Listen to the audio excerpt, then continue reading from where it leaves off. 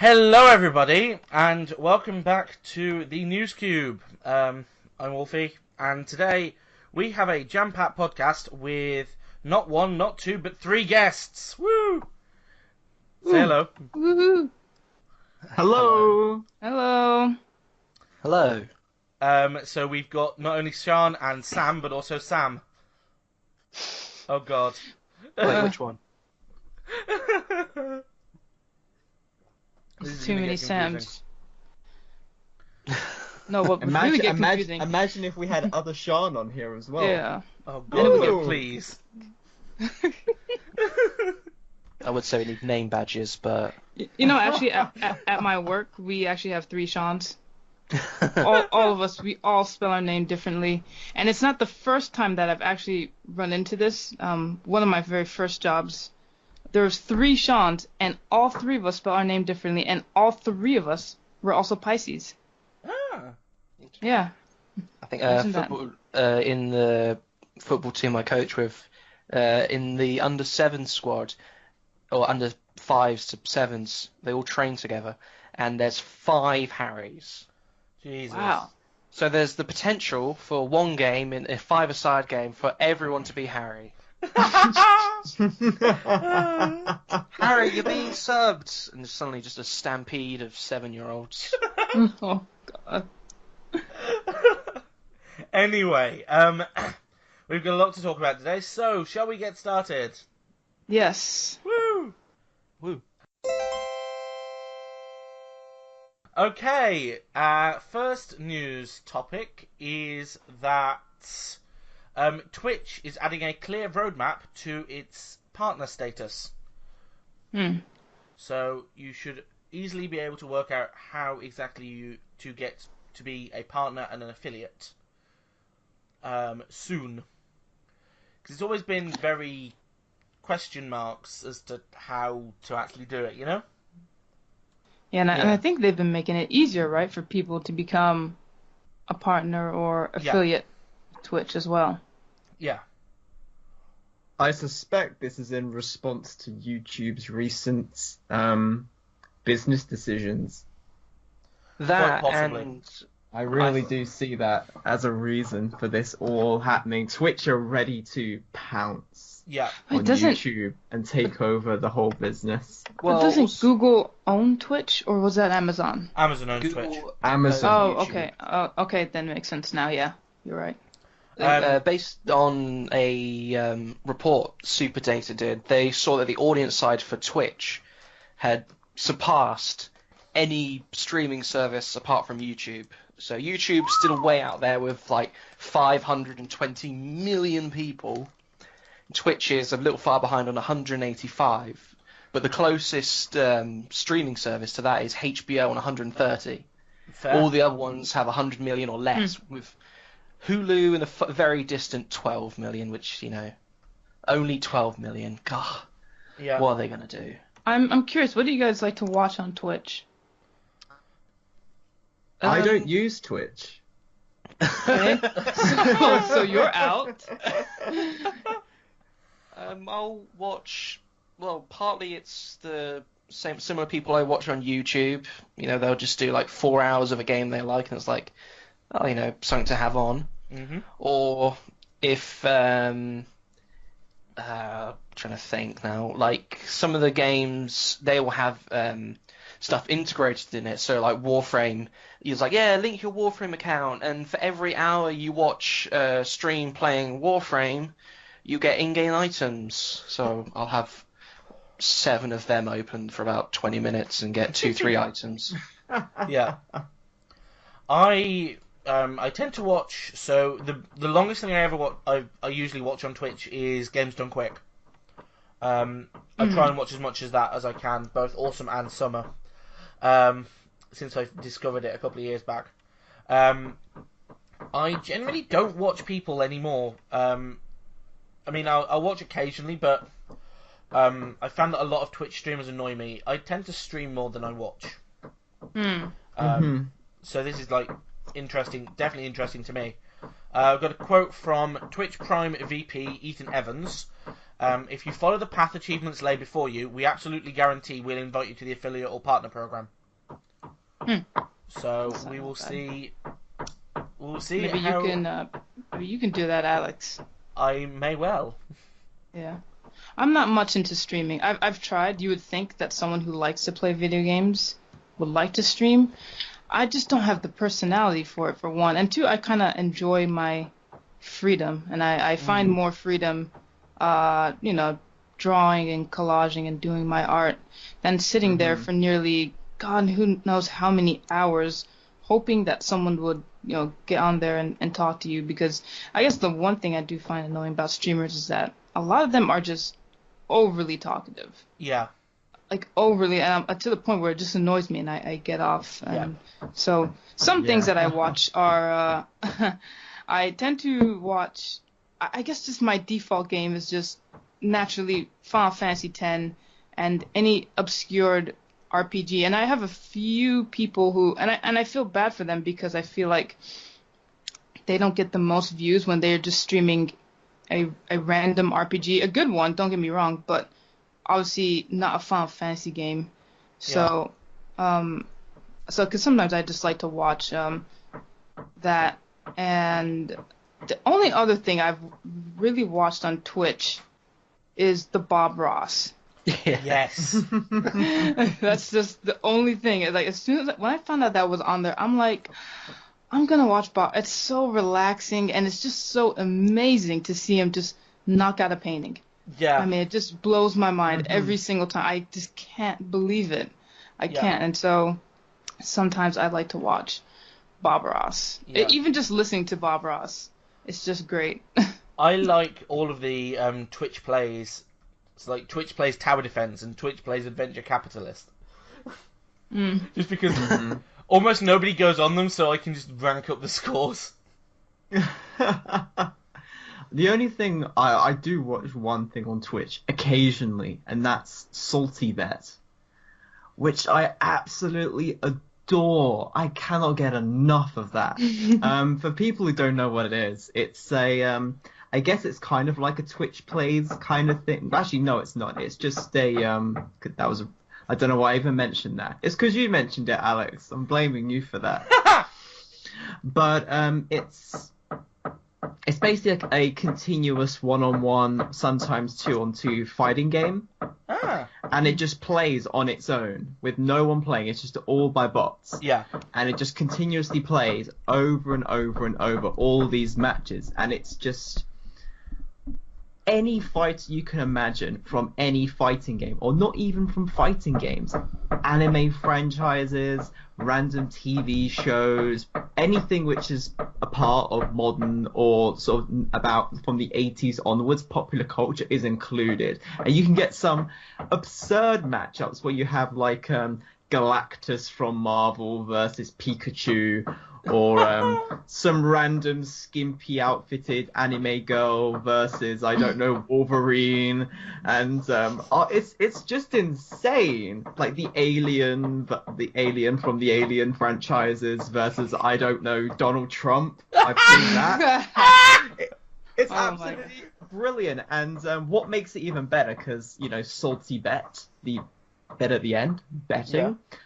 It doesn't use real money, that you can sign up and like pay like a monthly fee to get like access to all the member areas, but you can just sign up for free and you get given what they call salty bucks.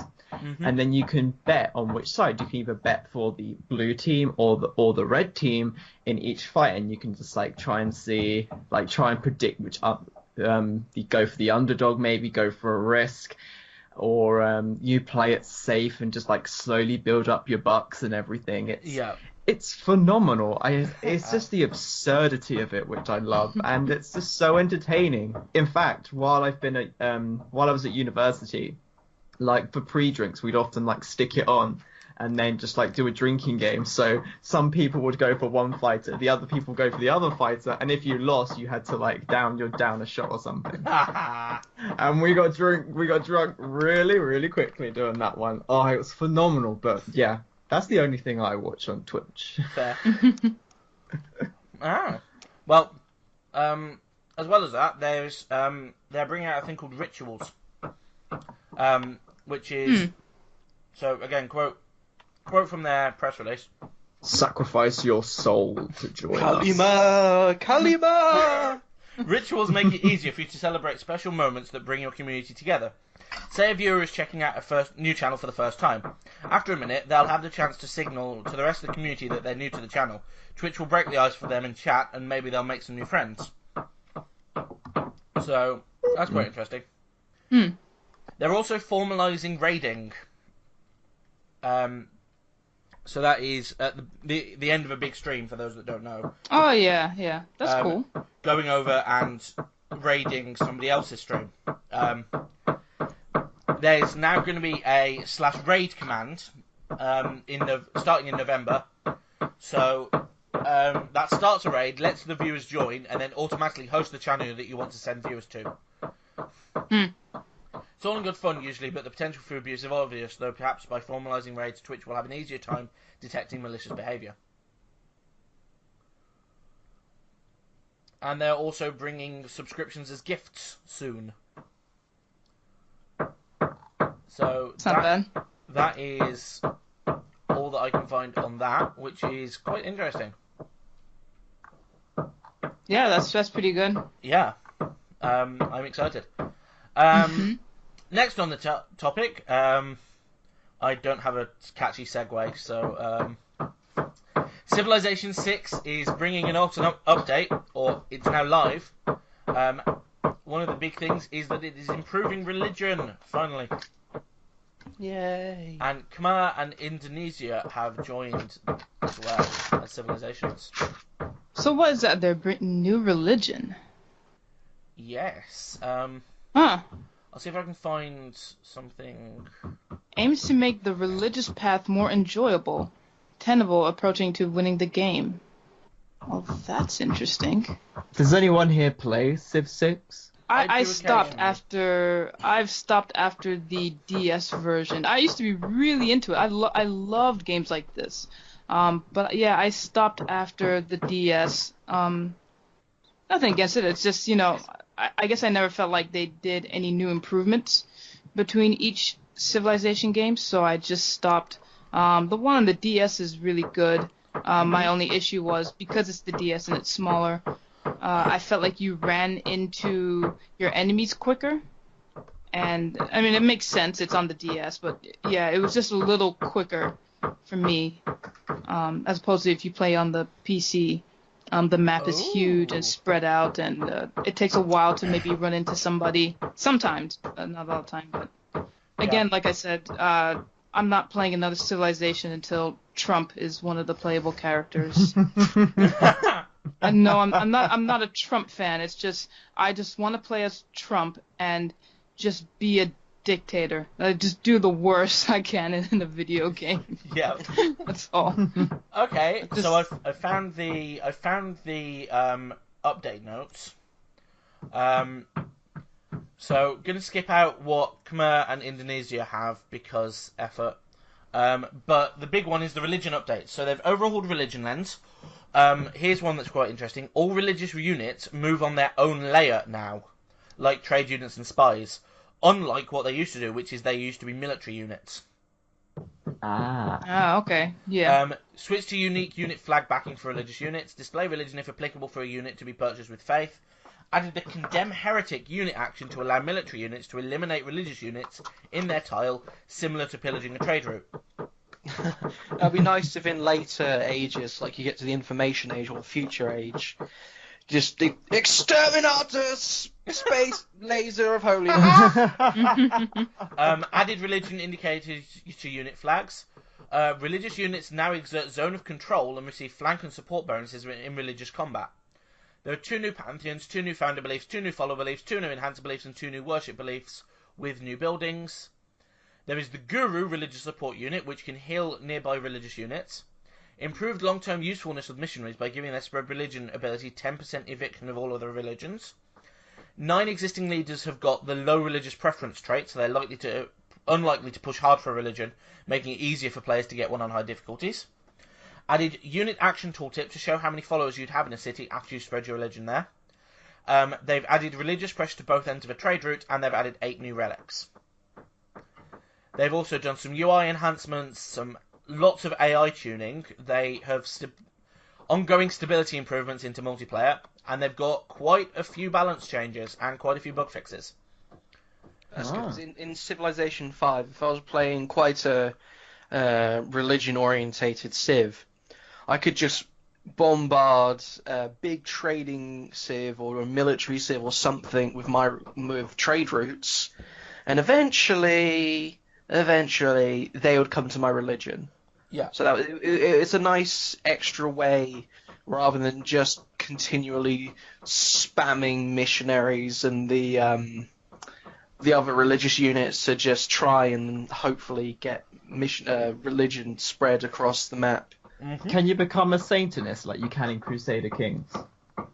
Well, you can pick a custom religion and call it Satanism.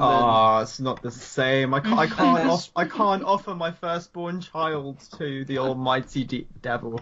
I mean, if you want, you can always sacrifice your worker I like units. doing that in Crusader Kings. I mean, as the PC motto goes, if in doubt, there's probably a mod for it. yeah, I Probably, can't speak for the whole of Cubed, but certainly the NewsCube will kindly accept human sacrifice Oh my gosh. as payment. Does anyone else feel that? To me, I feel like paradoxes, like grand strategy games, are like the natural kind of evolution after you play something like Civilization. They feel like the next step up, if you were. There is that extra layer of micromanagement, so it's very nice to jump from something like Civilization into Europa Universalis or Stellaris and just be like, okay, now that I've done this, I'm going to be a xenophobic alien race that murders everyone, or robots, or Space Donald Trump, or sentient cockroaches that have taken over the Earth. Whatever. But I think they're very different games. So yes, the Paradox games, they have their micromanagement, but I think the Civilization games, they have a lot more flavour in terms of the civilizations you play, their leaders, the interaction. Mm-hmm. So I think it's a... I don't think so. I really don't think so. I think the level of interaction you have with the leaders is, in all Civilization games, is pretty poor. An ad played. If you heard that, sorry. Just so random.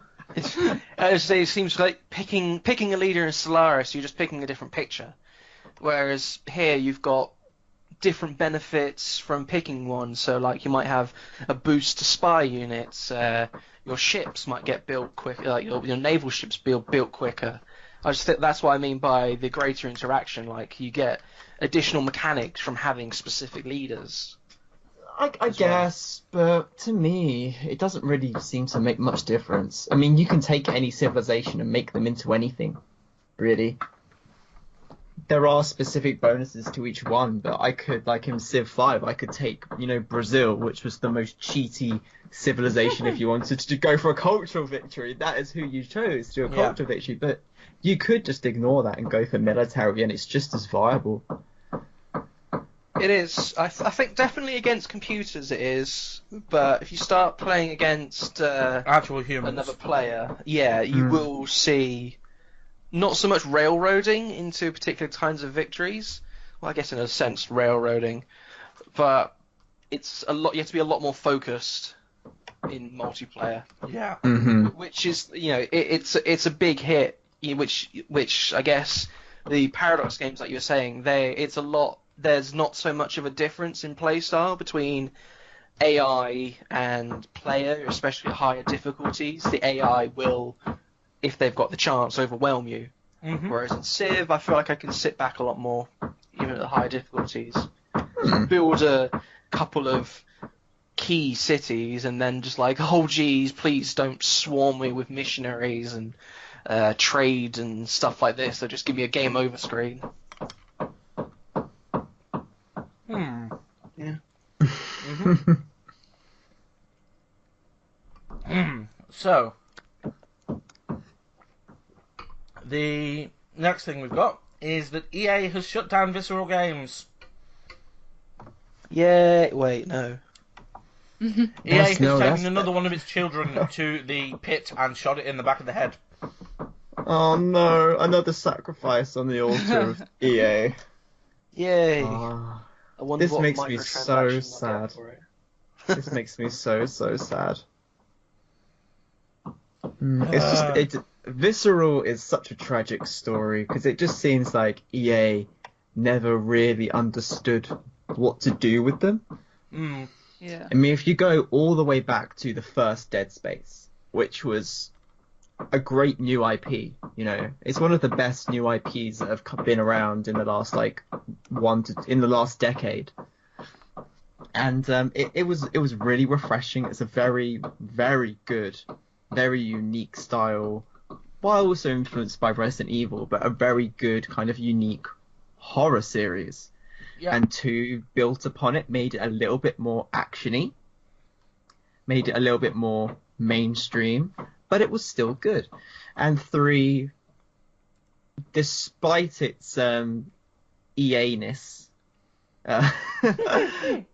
was still kind of decent. But I heard that with Dead Space 2, EA, I've read this, multiple sources, that EA expected it to sell 6 million copies.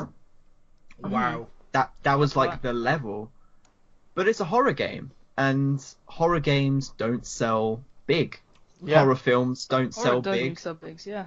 It's I a mean, very it did niche make genre. 4 million copies of sales. That's good. Mm. So it was very successful. I mean, as you said, Dead Space, it is the game that turned EA Redwood Shores into Visceral Games. It was their breakaway, well, not quite breakaway, but their defining game. Yeah. Yeah.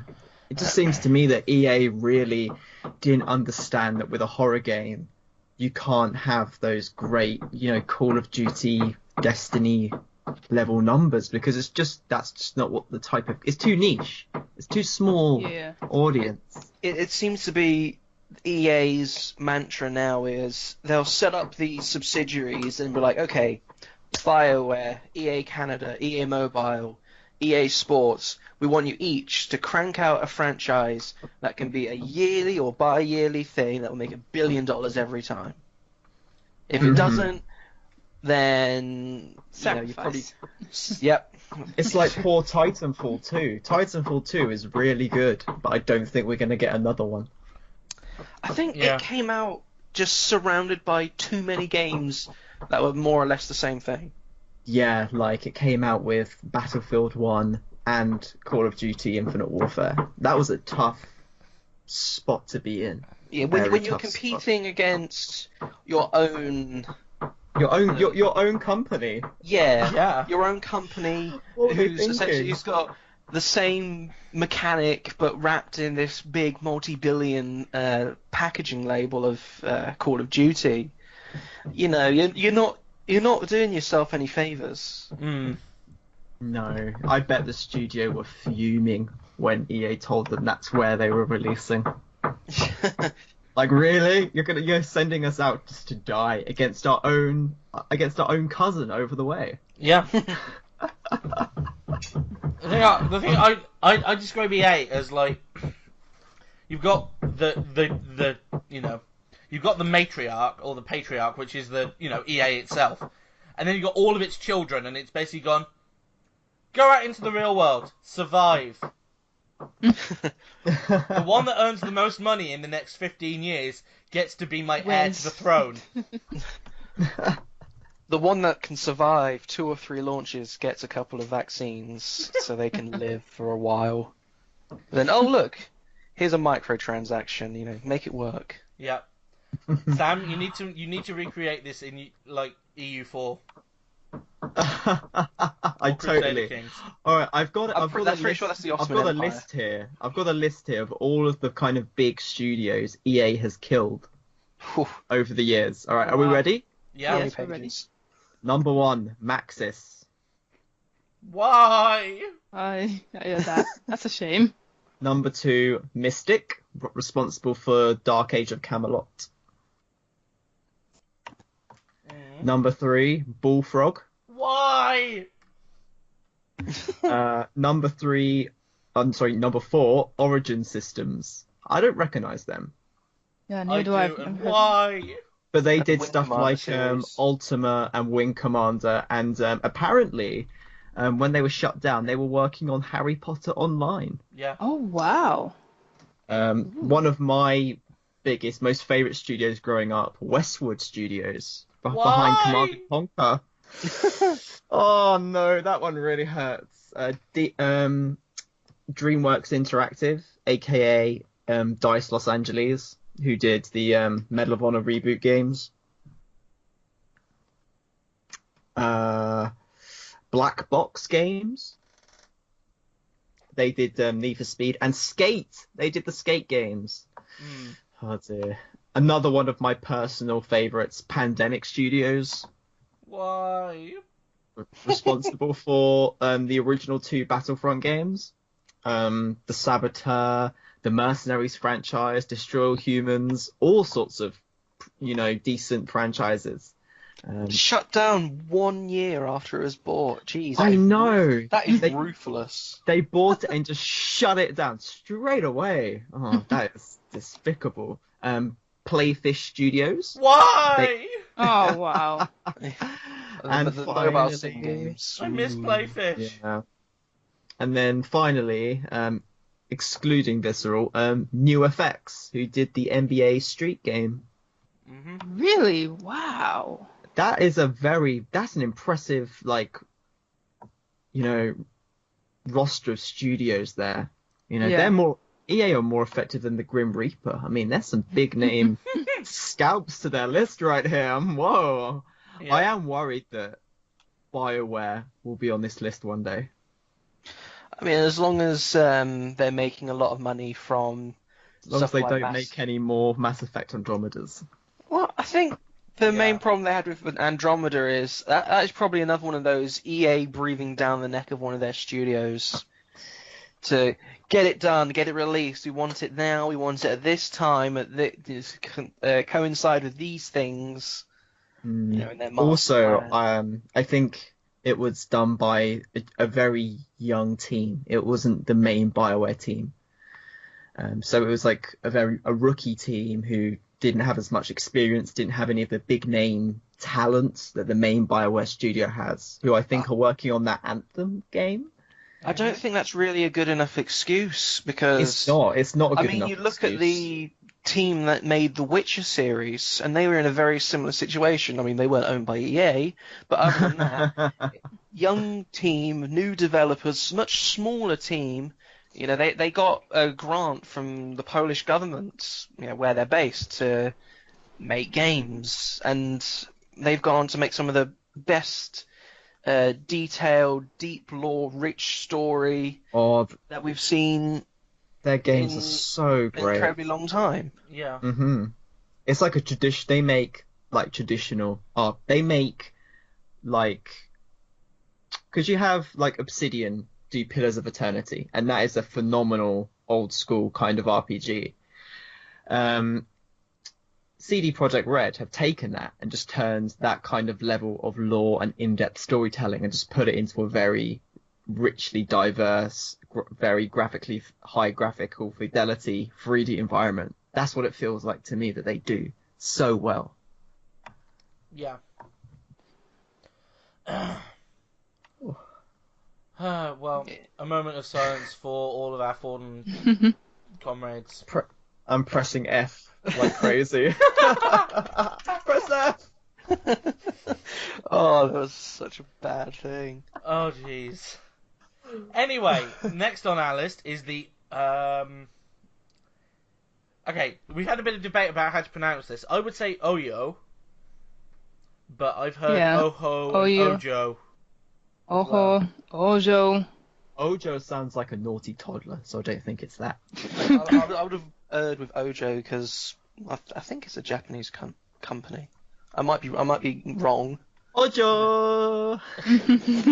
Yeah, that actually makes more sense now if it's Japanese. Ojo!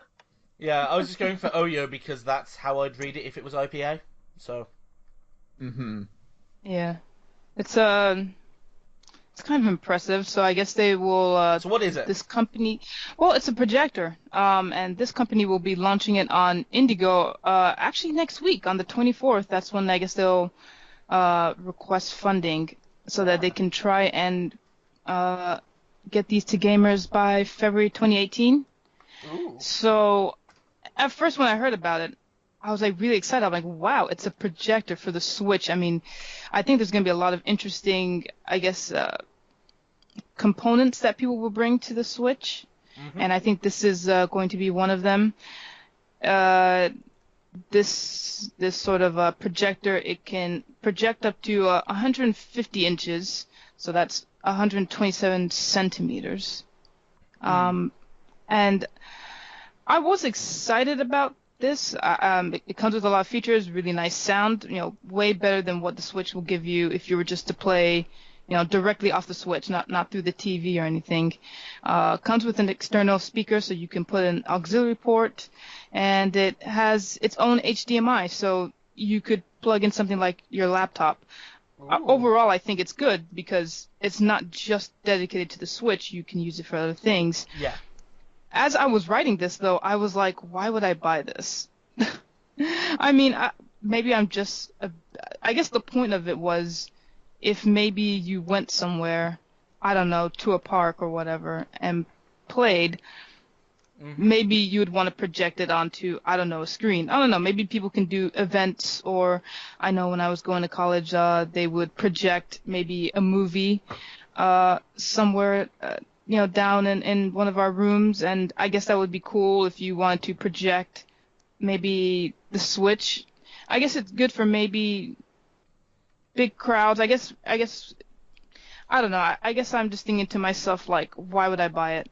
I would just put it to my TV. If I went to my friend's place, I would probably just, I don't know. I'm just not sure. I'm not sure of... I know people will get a use out of it, just... Not necessarily you.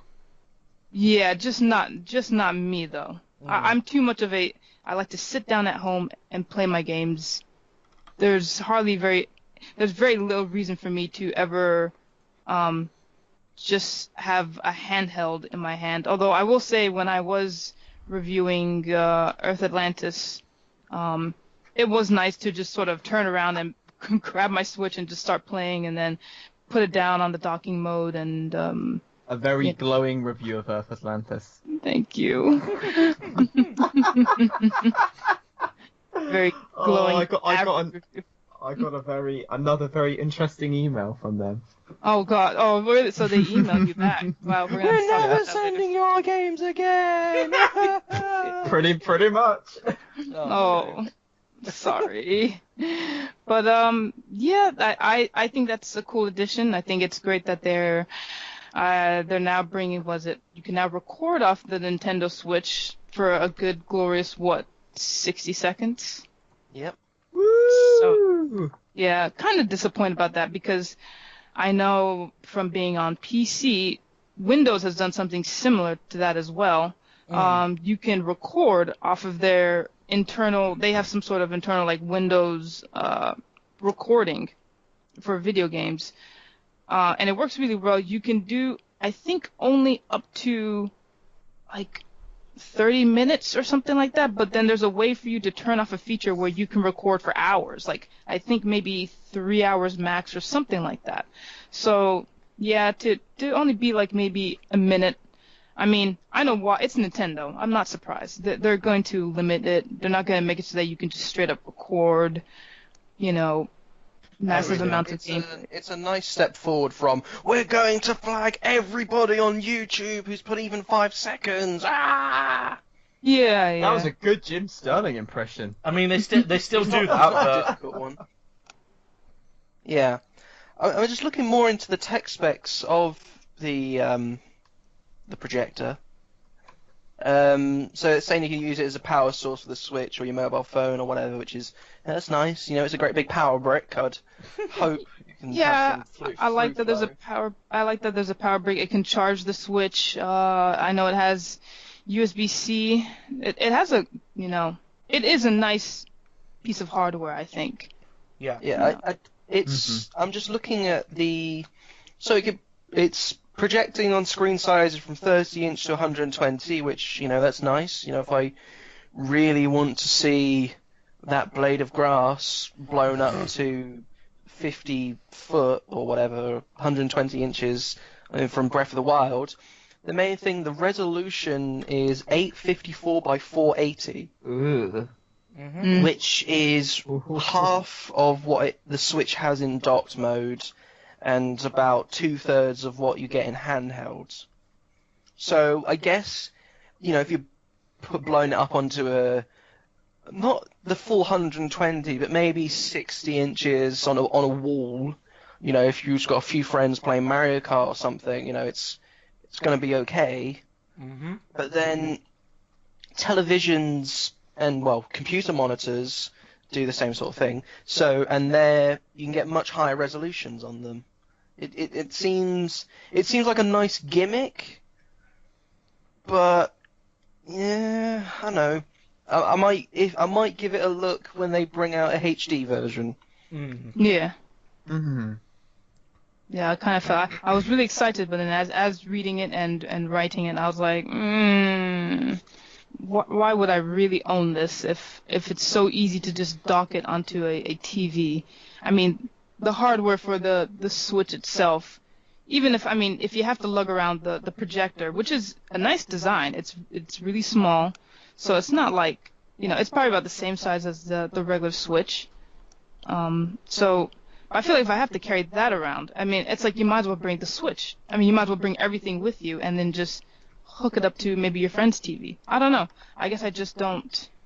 I think it's good in certain circumstances. Yeah. Yeah. In certain circumstances, I think it's good, but I can't see myself buying it.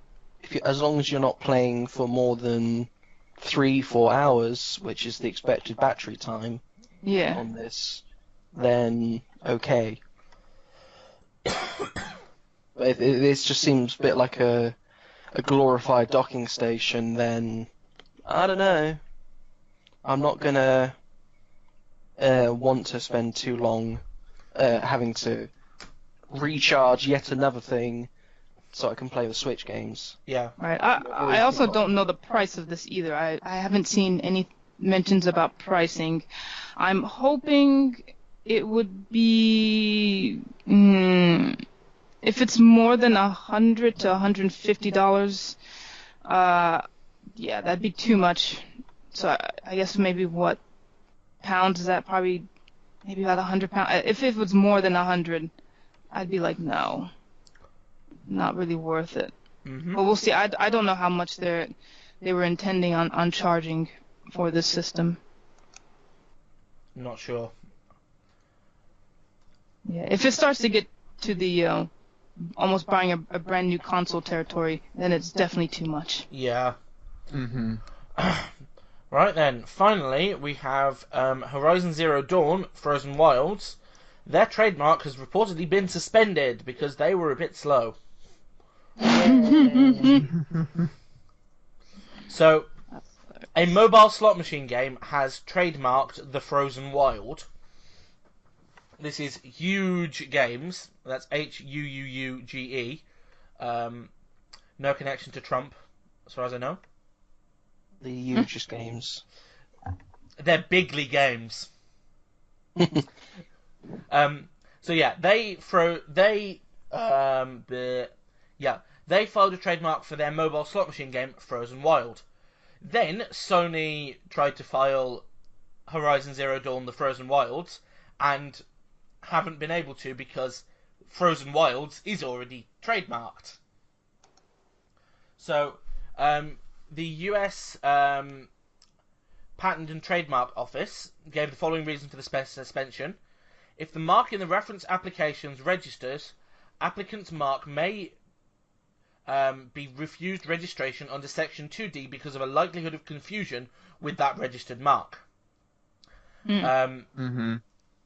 So, basically, if Sony can prove that there won't be any confusion between the two, they can use it. I think they're going to be fine. Yeah. I've seen black and white cases like this not go the way I expect. So,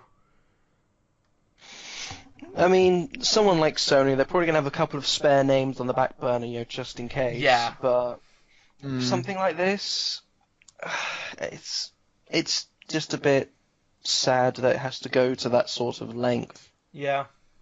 Welcome to the world of law. It's like when Hot Wheels patented Hot Wheels Blue, and any toys made in that color were subject to a lawsuit in the United States from Hot Wheels. Really? That's interesting. Yeah. Fun. Yep. But yeah. So what we've They've got until November the 7th to sort it out. That's when the Horizon Zero Dawn, the Frozen Wilds, is scheduled to release. Ah. So not like 3 weeks. Ooh. Yeah, just 2.5 weeks. I mean, they can pull it off. I mean, after all, at the very last minute, was it NBA 2018? They totally changed Kyrie Irving's jersey to the Celtics. So they can do it. Yeah, they could always just do an EA, buy the company, and then disband it. Oh yeah, that too. Ouch. I mean, looking at this Frozen Wild game, there's a big tiger in it, and I don't remember there being any big snowy tigers in Horizon Zero Dawn, or horses with wings, Or slot machines.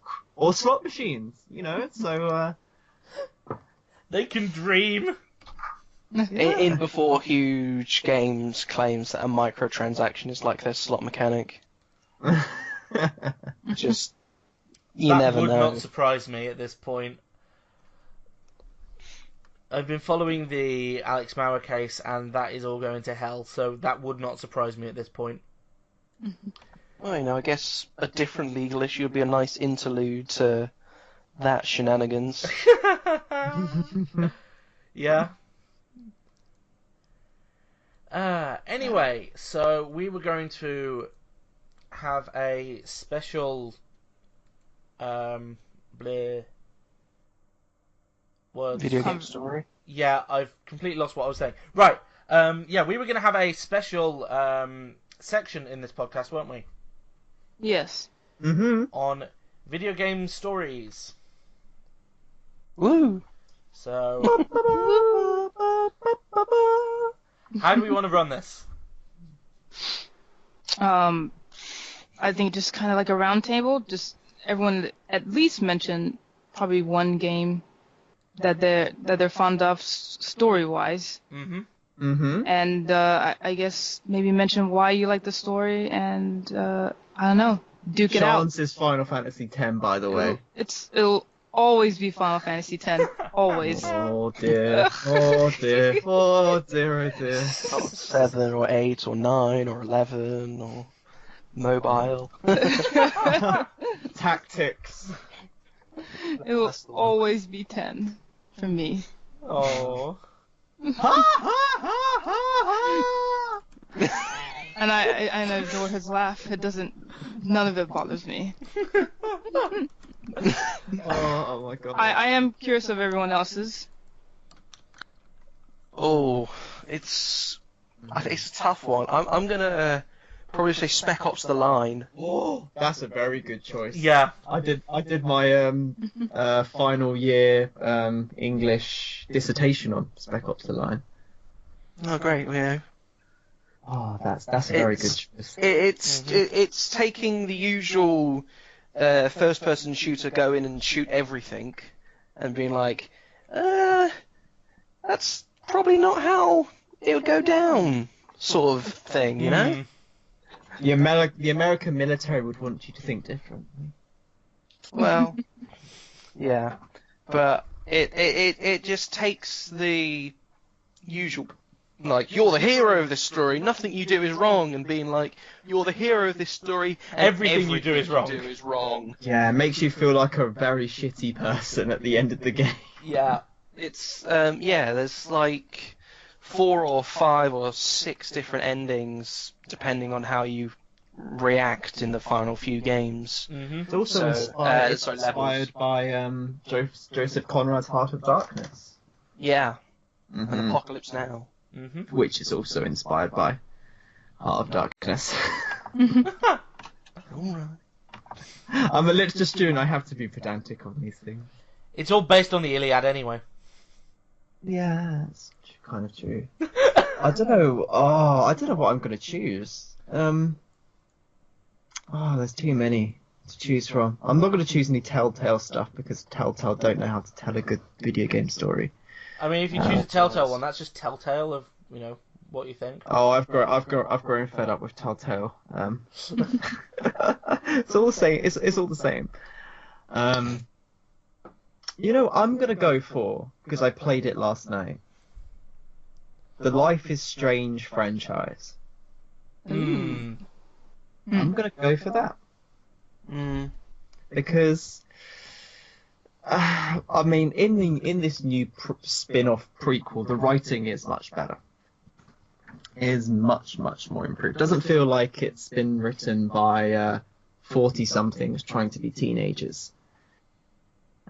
Or it probably still is being written by 40-somethings who think they're teenagers, but they seem to have a better grasp on how to do young teen American dialogue this time around. There aren't so many Hellas this time around, which is nice. They've talked to a couple of them and see what they... Yeah, they got two. They brought two into the studio and actually talked to them. Managed just to get them off their phones for 5 minutes. Mm-hmm. What I don't know, I played it last night, and what I do like about it is that it's not only does it do great characters that are very well written, and you really grow to like and adore even over the course of the games, over the course of all the episodes, but also it's very aware of its symbolism, which not many video games can do. Very few games can sort of really take sort of cinematic storytelling techniques, like not just like environmental storytelling, but actually having like object symbolism and a symbolism of an actual environment and how it reflects the character's inner personality and inner demons and things that are going on in their life. That's something which Life is Strange does extremely well, and even something like The Last of Us doesn't really pull it off as well. Yeah. In that like small little section for me, I'm just thinking, I look at it, I go like, they actually do know how to tell a great story across a variety of different methods. It's very subtle. There's lots of layers on top of everything. It is a little bit in your face for my liking. Like I wrote an article on the site a couple of weeks ago about it. The last episode for Life is Strange prequel, there's a bit where your character goes crazy and she takes a baseball bat and she smashes all these objects, and each object represents someone in her life who she feels betrayed by. And it's very, very effective. So like the first one, she smashes a wing mirror, which she can see her own reflection in, so she's angry at herself. And then she smashes a camera, which represents her former best friend, and smashes a mannequin model, which represents her new best friend who's just pissed her off, and a toolkit, which represents her step douche, her stepfather, or becoming soon to be a stepfather. And it's very effective, but they have the character say what each one of them means, like, oh, I'm smashing this camera because I hate you, because I hate my former best friend, because you left me. Oh, I'm smashing this toolkit because I hate my stepfather. Whereas I think it would have been better if she didn't say anything. Yeah, I would agree. Yeah, it feels a bit like we're making sure you know what the story is. Yeah, it's not respecting your intelligence, and it's, most people are gonna, I think almost everyone is gonna understand, unless you're like a very young player, I think, or you're just a complete idiot. But if you're a Call of Duty idiot, then you're not going to be playing a game like this. Yeah. Anyway, you're too busy downing Mountain Dew, eating Doritos, and watching Pornhub. So. Hey. Not that there's anything wrong with all three of those things. But yeah, I think I'll go for that one. Yeah. What what I thought I was going to go for up to yesterday. It was really playing through the new episode yesterday, which made me think about it. Oh. No pressure. And then Alex, do you have anything? Oh, okay. So this is a really tricky one for me because there are a lot of games that I adore the story of that next to nobody has heard of. And as well as that, I adore the story of them and next to nobody has heard of them, but I wouldn't call them a good story, if that makes sense. Okay. Yeah. So I'm probably going to have to go with Stardew Valley. Ooh. Okay, we've heard of Stardew Valley. I like that choice. Because Yeah, go for it. so my choice is more of a how to word it,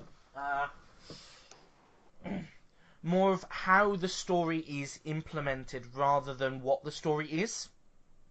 Mhm. Okay. So it's much more of a higher level abstraction, as it were. So I think it's a really good way of doing what I would classify as a semi-non-linear narrative. So you've got all of these different characters with all of these different storylines that all interact together, but they only happen when you meet certain requirements, if that makes sense. Yeah. So you can only advance somebody's story once you get to a particular friendship level. So I think that's a good way of doing that because... And all of the stories don't rely on the other stories. Mm-hmm. So you can't get into a situation where somebody references something that hasn't already happened. Which I've noticed in some other games which try and employ this. So the stories themselves are all interwoven but all incredibly well written. But I wouldn't say that. Well, I would personally say they're incredible. Yeah, of course. Personally. I think maybe you would really like the Atelier series then. Yeah, I've been don't- meaning to check He it out. does love the Italian. We had a whole podcast on that, didn't we? Wait, did. Alex has them. No, as in... So, Sian has told me about Atelier, and Sam has told me about Atelier. And I keep meaning to get it, and I keep putting it off. Yeah, I think, the most recent ones, I don't think they have great stories. I think the best one was Iris. Yeah. But I think you will like the fact that some of them, like certain characters, you can find out more about them they don't necessarily have a friendship level, I don't think, but Yeah. through different scenes and constantly talking to them, you can find out more about them, especially in Shally. Yeah. I think you definitely will see it there quite a bit, but I think you will like that. Like I said, they don't have the best stories, and quite honestly, I think those games, especially the ones on the PS3, they're extremely talkative. Just too much, to the point where I just have to start clicking like X all the time just to get rid of it, because sometimes it just doesn't make, I wouldn't say it doesn't make sense, it has sometimes nothing to do with the story at all. It's just a random conversation that they're having, but sometimes it is about, you do learn a little bit more about the characters. So I think you might like those series. Yeah. I've still yet to see a completely branching narrative in a game. Yeah, that's a very difficult thing to pull off. Yeah, I don't think... do you remember my article I wrote for the magazine, Sam or Sian? Yeah, I do. And Yeah. I remember I remember the discussion we had Was about 3,500 words, which then got cut down to 1,000. So your article was a branching storyline about branching storylines.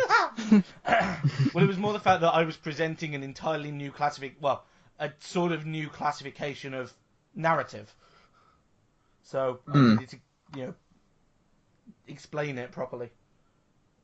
Yeah, I can see the appeal of a truly branching storyline, because it's a sandbox with a story that evolves around you. So like Stanley Parable is a very good example, but there's only a finite number of things you can do. Yeah. I mean, So the main problem is how much can the player think of, like potentially 1 million players, let's say, versus a team of, I don't know, 30 developers. well, yeah, it's so the whatchamacallit?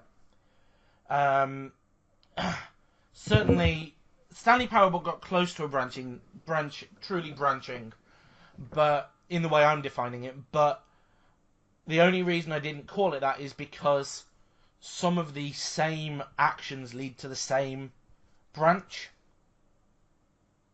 Mm-hmm. So that to me doesn't work, if that makes sense. For it to be like a truly branching storyline, there should be only one set of choices that gets you to any one particular branch. Yeah, the trouble is, it's just like other Sam was saying. It's just technically it's an impossibility to truly get that. An infinite branching, definitely, but you can certainly present. And I think you could theoretically do it using procedural generation. I mean, the way I was describing it is that there are set points where a choice has to be made,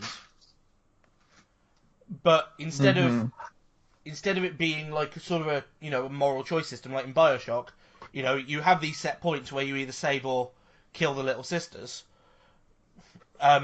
But instead of it just being at the end, oh, I've saved 3 little sisters and I've killed 1, so therefore I get the good ending.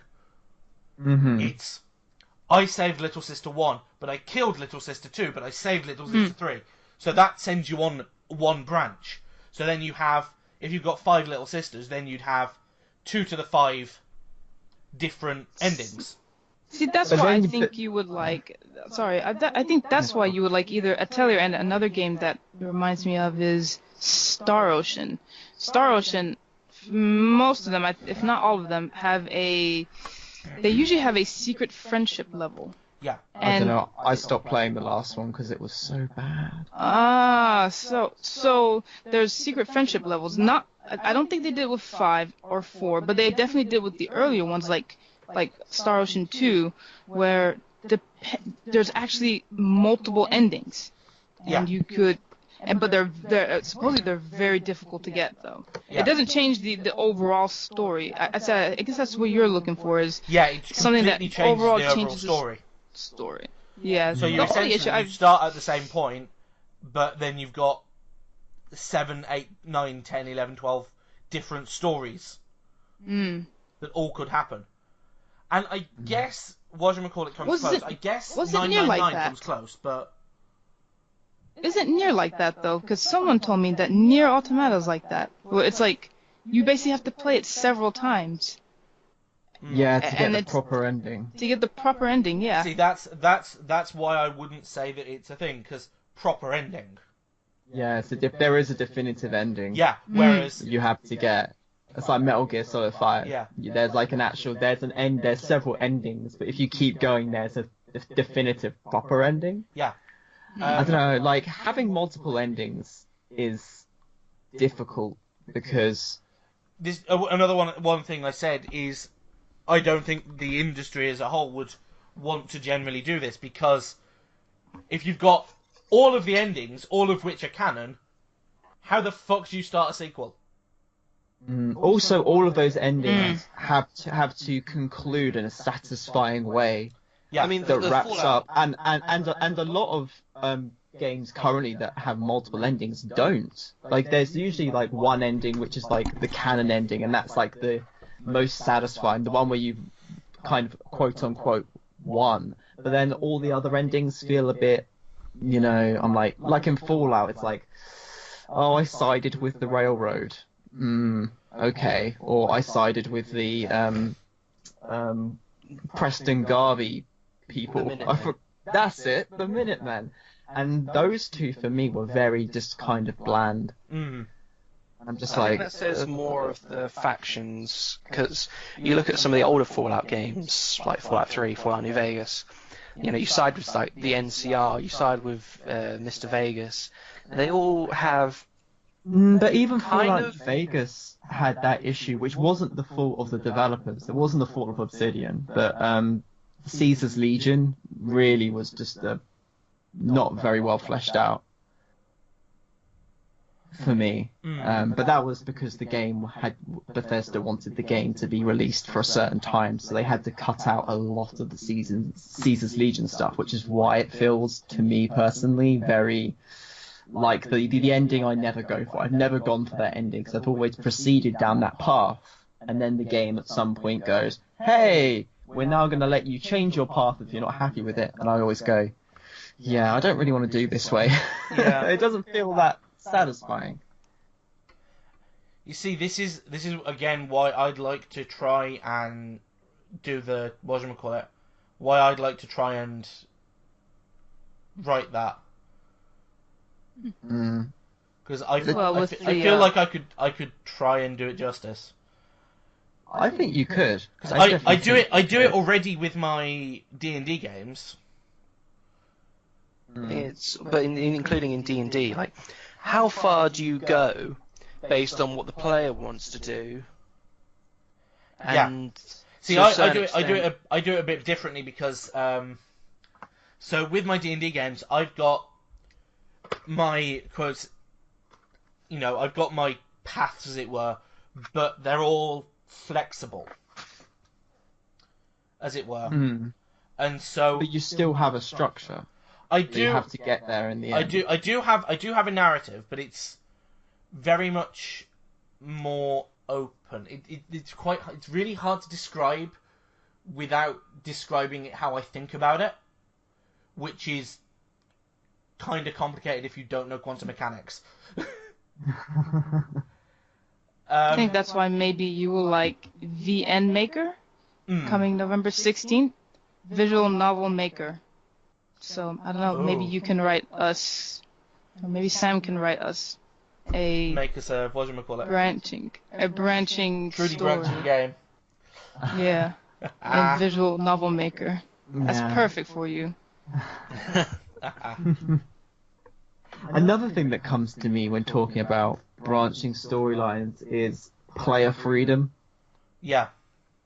This is something I looked into a lot while I was doing my master's degree, and I personally came to the conclusion that there's no such thing as player freedom, and you shouldn't. Yeah. I would agree. Developers shouldn't pander to player freedom, because even if you have lots of branching stories, it's still all constrained. You never have true freedom. You can never have true freedom in a video game. Yeah. It's like we don't have true freedom in real life. I mean, I don't think that in a video game that there should be true freedom, because the developer, the writers would end up having to, I think, water down the content. Because if you're spending time making all these different branches for all these different decisions, and then the decisions after that one, your narrative has to be so vague and so malleable that I don't think you can really have a story. Yeah. That's the problem with open world games to me, like Bethesda games, like Fallout 4 or even Skyrim. They have it's not necessarily the branching stuff, but you have all of these side quests, all these really in-depth, that is one problem with interesting side quests. The issue with I was thrown MMOs, into I guess, too. And then the main stories in Bethesda games are awful. Yeah. they're like Sam said, like you said, Sam. They're all very vague, very one-note, one-dimensional stories that really just don't satisfy you. It's like, oh, you've got to save the world from a thing, and then you can take 10,000 hours to save the world, even though the world is about to end, but you can take as long as you want, and there's no agency. That's it. There's no agency. Yeah.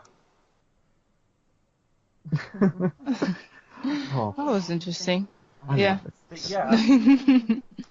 Well, I know you. Oh, sorry. Go on. Oh, sorry. I was gonna say, I know he doesn't love my Final Fantasy X.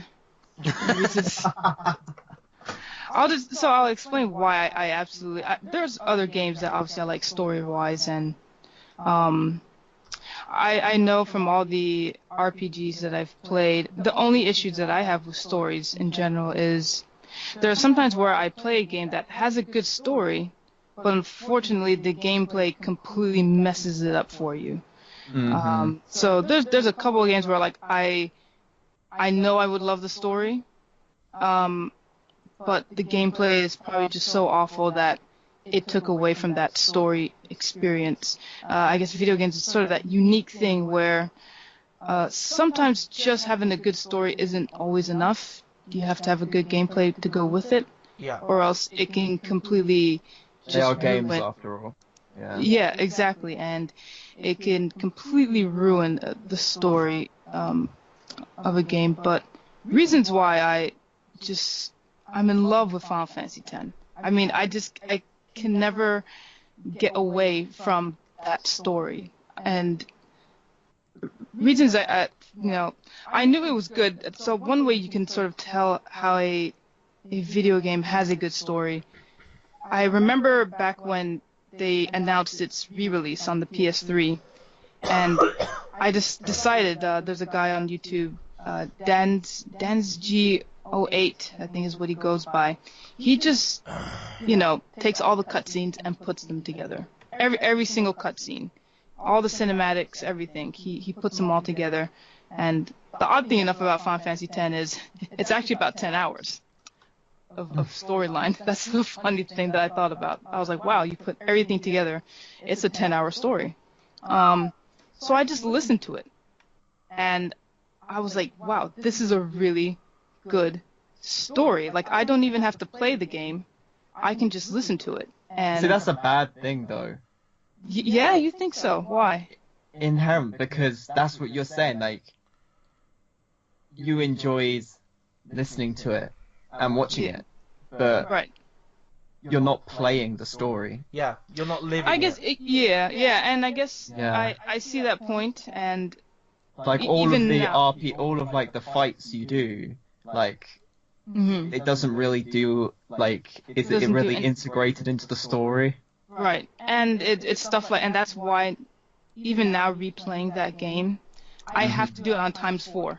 I cannot play that game in a normal game setting. I have to ramp it up. I mean, I've played it so many times. It's like I already know almost everything, with the exception of the Dark Aeons. I think Europe got it originally on the PS2, but not America. So when I played it and I was trying to find out about these Aeons, I was so disappointed. So that's the only reason why I'm replaying it and trying to do everything. But yeah, I see your point. The gameplay, and I think that's the overall problem with most, if not all, RPGs, is that usually the gameplay has nothing to do with the story. Yeah. But I as think far Metal as, Gear is very similar to that. Like I'm like you in Metal Gear Solid 3, you can Just want the watch story. all of the cutscenes together Oh, really? as a film, and I did that, and I'm like, wow, I really like this story. Yeah, and Yeah, I'm exactly like you. yeah, and I just, for me, for Final Fantasy X, what does it is, it grips you right at the beginning. There's some games where, like, you have to play nearly halfway through or a quarter through just to, like, finally be, for in- example. to finally be engaged. I didn't even finish 13. I was so just disappointed with that one. But the good thing about 10 was, I like the fact that, as soon as you're playing this game, it doesn't take long before you see this giant monster, Sin, appear, and suddenly you're sucked into another place.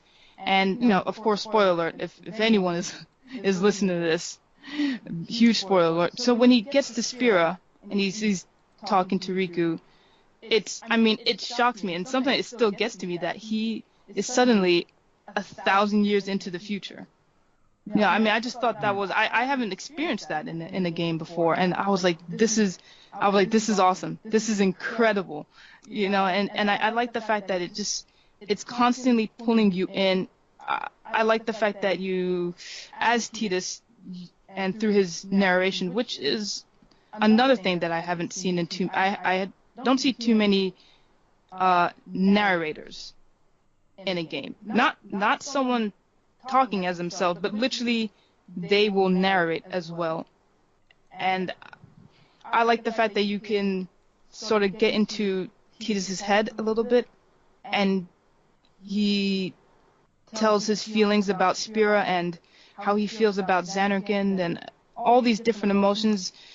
I like the daddy issues that he has. It's another unique thing that I don't see often in video games, people having daddy issues like that. And just overall, and I think another big thing that I enjoy about 10 is, even though you have the main characters and they all individually have all of their stories, I also like the fact that even secondary characters like Waku's brother, even you know his story. You know what happened to Waka's brother, and between them and Lulu, it's you know what happened to Braska and Jekt, and so I enjoy the fact that it's a lot of stories in one melting pot. Whereas there are some games where you have multiple characters, but you know very little. Maybe you know a lot about the protagonist or the main person, but all the secondary characters, you don't know anything about them. That's what I like about Life is Strange. Sorry. Yeah. It's very much as you're describing. You have the main character in the first game, it's Max, and then in the second game it's Chloe. But you have all of these supporting characters around who have their own lives and their own stories, and as you kind of explore the environment and you talk to them and you talk to other characters, you slowly build this picture of not just your own life, but this whole kind of community that's going on. Yeah, this whole world, all oh, that person, those people don't like each other, or this is very basic the way I'm describing it right now. It's more complex in the game, honestly.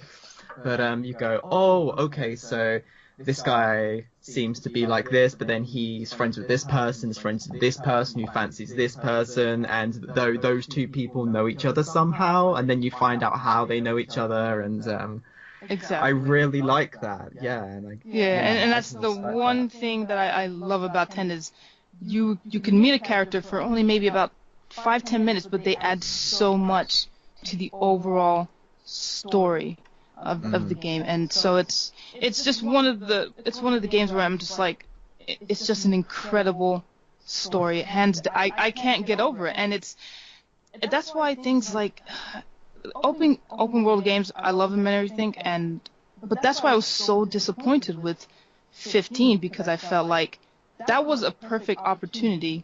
You have this massive open world, but it's like there's no one really in it, I feel like there's so many opportunities to add different story plots. I agree with you there. And I didn't get that. I mean, and I know they tried and some of these things that I found were completely by accident. Like I think in 15 there's a astrology sign kind of a thing that you can find, some kind of magazine that they had in the game, and I'm like. And I completely found it by accident. I was trying to jump over a stool or something, and I ended up grabbing this thing, and I'm like, oh, that's really cool. But I just didn't get an overall story or a world. For a while, I didn't even know what world they were really in. I was just so lost in that game, and I'm like, you have this open world game, all these characters, and it's like I just know very little about them, and it just, I've been disappointed, honestly, ever since really, I didn't particularly enjoy either Final Fantasy 12, so pretty much ever since then, I've just have not really liked another Final Fantasy after that. I appreciate some of the older ones. Obviously, I like 9, 7, although I find it overrated at this point. That's quickly becoming a very popular opinion. Yeah. I mean, I know why people love that game. It's one of the first 3D games. I know what it means to a lot of people. If you didn't play it at the time, then playing it now just seems very overrated. And we will be able to play it. The remake in 10 years time probably. Yeah, when they finally finish it. Yeah, so it's Kingdom Hearts 3. Exactly, and so I see that becoming of 10 too, where it's not becoming really relevant anymore because it's an older style of gameplay, and so I see that become a bit. But there's games like I really enjoyed Final Fantasy IV, and I oddly enough, even though I never finished, and it's unfortunate that I never finished it, I oddly enough enjoyed 8.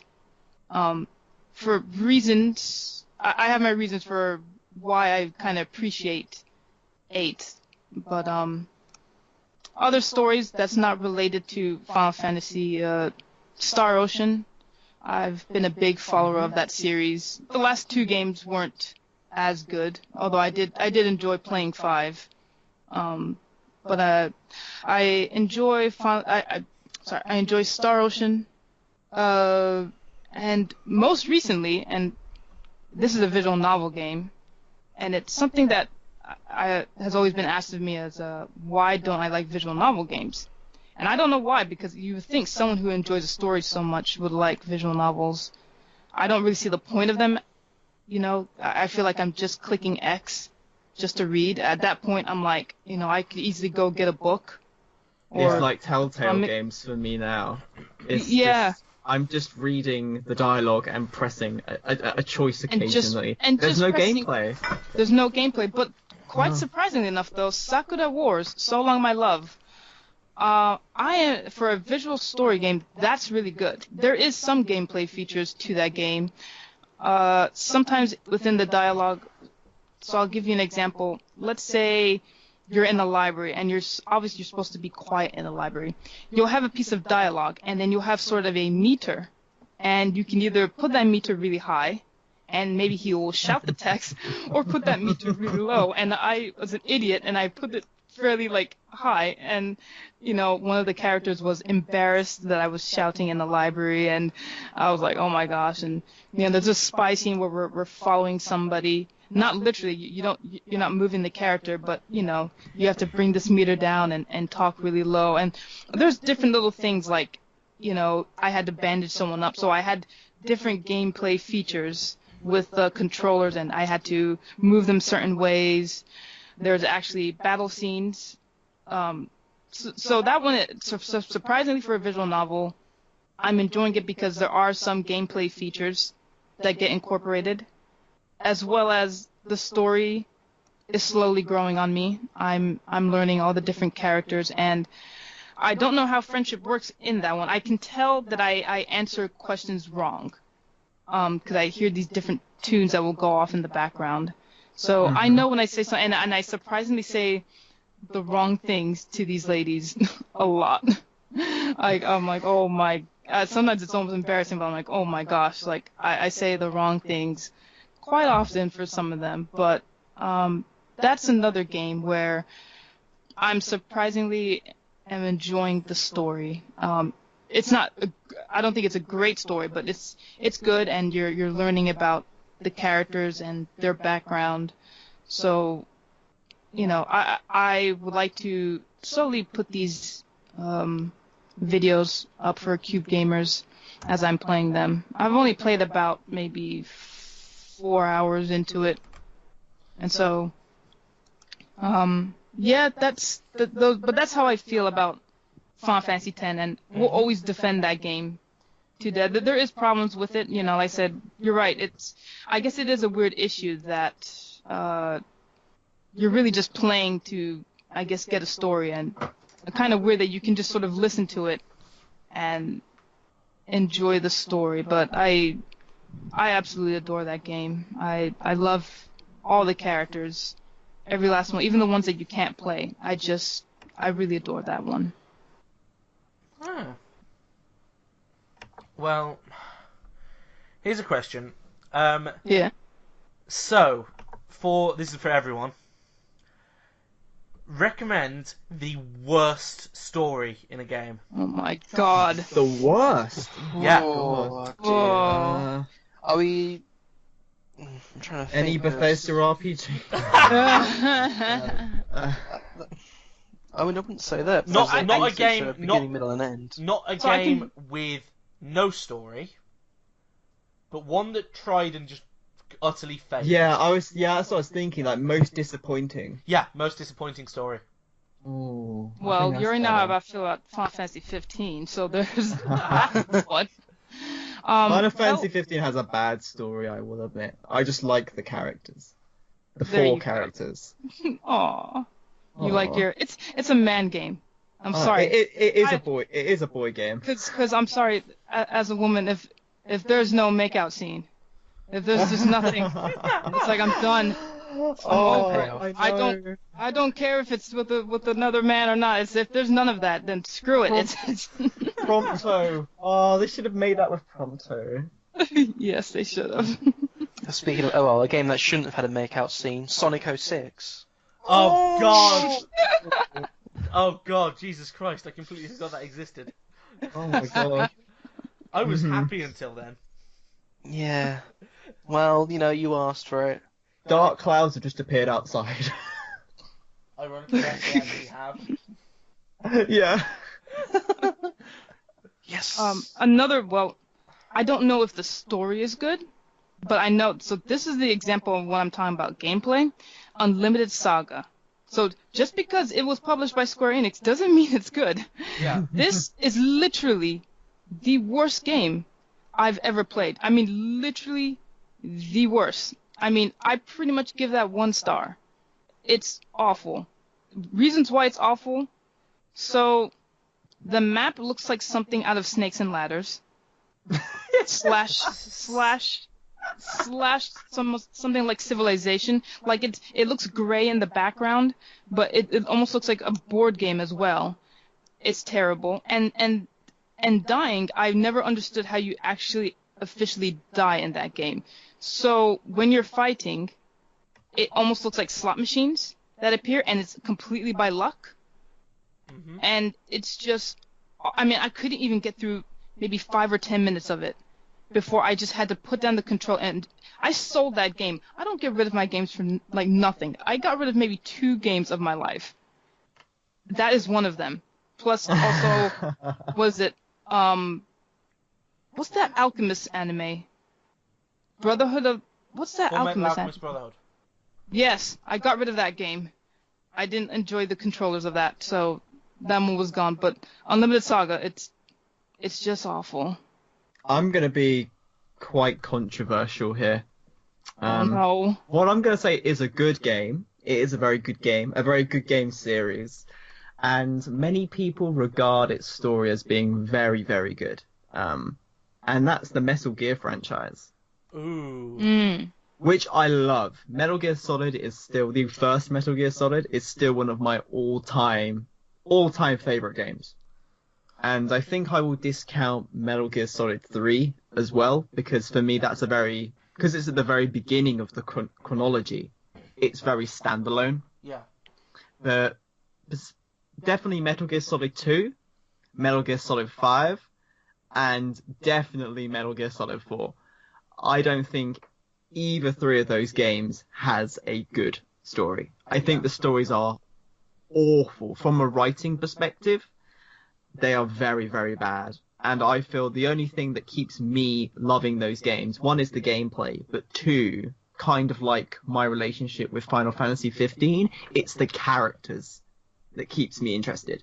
Yeah. It has very good characters, great characters even. People like, obviously, Solid Snake, Solidus Snake, Revolver Ocelot, Liquid Snake. All of those characters and the relationships and how they all tie together with one another. That is really, really good. Kojima is very, very good at doing that. The character play. But the actual story that connects everything together is one of the most convoluted, over-bloated, badly written things I've ever come across. Mm-hmm.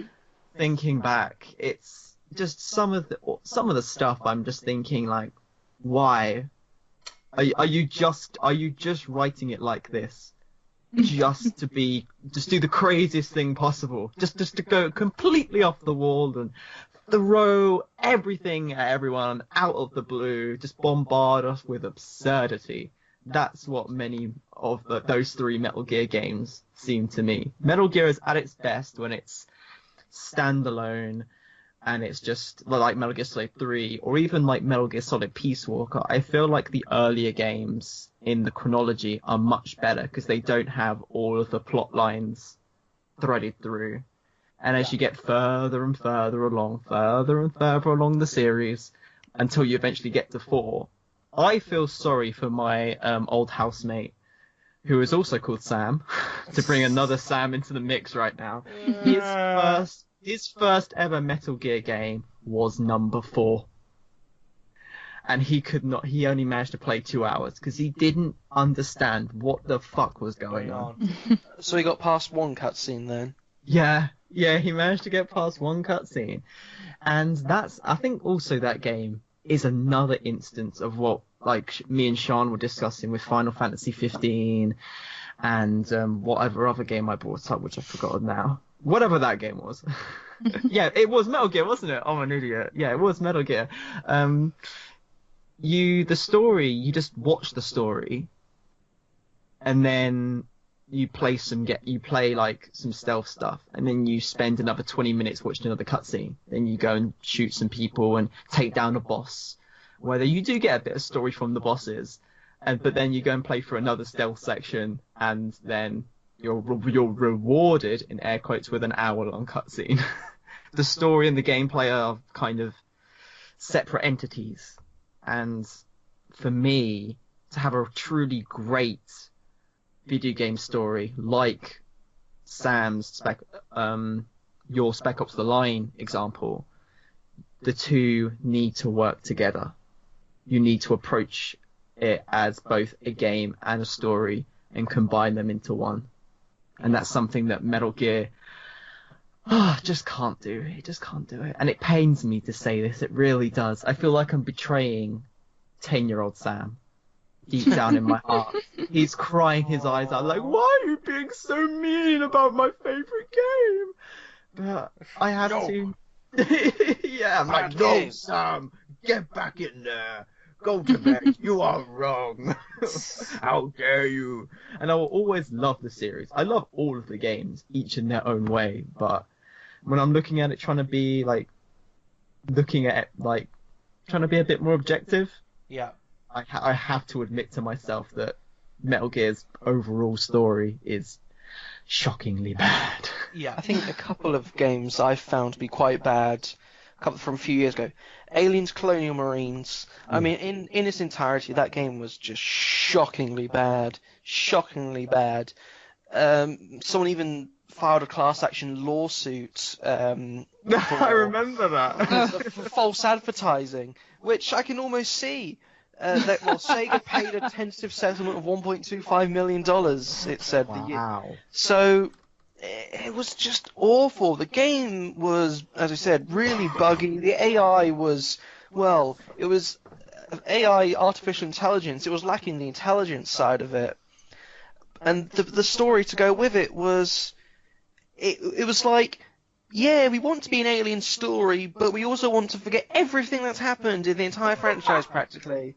It's like, it's like if you had Super Mario, but instead you were saving Luigi from, I don't know, Wario, and the evil villain was Peach all along, or something. It's like, just what? Oh. It's got familiar tones to it, but it's just awful. And same sort of criticism, the 2013 Star Trek game, the tie-in for Into Darkness, set roughly between the two movies. The story was just weird. Like, stuff happened because it happened, and then there was a thing, and then there was something else, and there was a couple of gameplay elements to set it up, like, which again was another buggy mess. Yeah, didn't help. Like, it's just mind-numbingly. It just got boring. It was like, how can you make Star Trek an action-packed game? Oh, and we're gonna just ignore like 90% of Star Trek. It's like all the criticism that people have given to the 3 Kelvin timeline movies, like, oh, it forgets everything about Star Trek. It's like they took that as, oh, so this is how we have to make a game for it now. No. Oh, And it's just Now I want to play a gritty remake of Mario where we play as Bowser and Mario has kidnapped Peach. You mean like the Mario film? oh dear. Wait, there's a Mario film? There's a reason Yeah, you why. know. Why have I never heard of this? where have you Because been? Nintendo It's like done a a good gritty- job in making it's like- sure that yeah. never gets released It's anywhere. like They a buy the gritty- copyright for it. It's like a gritty, real life, like future dystopian New York setting. Oh Jesus Christ! Yeah. I completely. It's horrifying. Now that I've just googled it, and now that I've seen the poster, Jesus Christ! I remember hearing about this, and I never wanted to see it. I never want to see it. It's freaky. It is just. Now I feel like I have to see it. Oh. Do yourself Look a at favour the and just don't. Goombas. Look at the Goombas. Oh, just do yourself a favour and don't. Yeah. I think, entering a bit into spoiler territory here, but then if you've not Oh my fucking seen or heard about it, then, the game's been out for a while. BioShock Infinite. I was about to mention that. Oh, Ooh. yeah. Could I be have- Comstock. Why? Why? It's just like As it somebody, was a great game, the lead up, and then so I regularly use things like that as a plot mechanic in my D&D games, and they did not do it well. I've never finished that game. I've never finished a single BioShock game. I have So I all the don't know games how and it goes.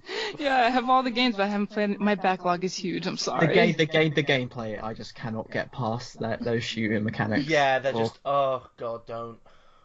Oh, it feels like I'm trying. Oh, I don't know what it is about them. It feels like I'm a Playmobil character. Yes. That's how it feels to me. I'm a Playmobil or a Lego person with a gun, and it's that stiff, and it just doesn't. Call of Duty has a lot of problems, but Yeah. its gameplay is really, really good. Just copy Call of Duty, just with magical powers. Just Call of Duty with magical powers. I would have been happy. Essentially, I'm about to give it the really bad ending. Give it the red pill, blue pill, green pill of Mass Effect 3. Oh Yay. god. Yeah. Yeah. It's- No, I do. it's feel like you've sorry spent- for the developer. You spent, I don't know, 90 hours across 3 games building this squad with all these stories, You've literally come back from the dead to fight this thing, and it's just a push of a button to decide the fate of the galaxy. They could have done it much, much better, I but think they almost, it's like you knew with the success. Yeah, Is you it- knew that they yeah. were going to want, people, especially EA, again, because they're owned by EA, they're going to want a 4th game. So they sort of forced Andromeda on themselves Yeah. by just having an ending that takes a pretty decent story and then just sets it on fire. I mean, it is really hard to try and tie together 3 whole games worth of stories and side stories and interplay stories, all sorts of things. Like, it's really difficult to take all of the things that happen in that game and try and make it conclude in a way that's Yeah. satisfying. That's But where they could have one done of a much better. But what they did, I'm like, okay, like you could have done this. You could have actually given a shit. I think one of the good things I've seen, I mean, it's mainly done in TV shows and stuff, but you don't conclude the story. Not so much in a way it sets up a sequel, but it's just like yes, this then continues for a while. You don't have to. I mean, I think it's a bit of a kick in the teeth still because you don't finish the story you've worked on, but it's not belittling. It goes back to that player, the illusion of player choice. Yeah. It takes away your choices still matter. If it's just again, it's the simplicity of that ending. Just that's why I don't like the story of it, because you just. I mean, I can't really go back to now because I know just be. Yeah, I'll do all these things, I'll make all these decisions, but then it doesn't matter. They're meaningless at the end. Yeah. Mhm. Which, I think replaying a game with that's built such a story-wise, I think it's been raised before, it's just like, I know what's See- going to happen. There's See, no that's why I like Dragon Age Inquisition, because even though it's Ooh. set within I really, really liked that I game. never finished it. It's so. I mean, It's very long. It's very long, and it's just so. There's so much to do. I couldn't finish, but I love it though. I love wouldn't that say game. it's a all-time. I wouldn't say it's a great story. It's not a great story, but it's a decent RPG story. But what I like about it is that it's very separate from all the Dragon Age, and all of the Dragon Age games are like this. Like 1 is kind of like the genesis of it, but then that was 2 my is first one. 2 is kind of it's in there that you meet the same characters and whatnot, but it's also kind of separate. And then 3 is also Inquisition is also kind of its own thing. They're all within the same universe, and they are in effect a continuation of the previous story, but it's from a different perspective, a new situation. It's just kind of like picking up on the grand overarching storylines, just from a different viewpoint or a different perspective, or like further along in the timeline. And I really enjoyed that. I didn't feel like when I started Inquisition, like I played Dragon Age Origins, but I didn't play 2. And I didn't feel like, because I missed out 2, that I'd missed out anything that important. You know, Yeah. the story and the game in its entirety was substantial enough and well written enough that I could just jump straight into Inquisition and still feel like, oh, cool, I'm in the Dragon Age universe, I recognize this, but I don't feel like kind of out of my depth or lost because I don't know what was going on in the previous game, you know. I'm like, oh, cool, you know, that's kind of going on, and oh, there's some new stuff which happened in the previous game, but it doesn't really, like, crucially, like, tie in with anything I'm doing that intrinsically. Yeah. I really liked that about that game. Something that they could have done for Mass Effect Andromeda, but didn't.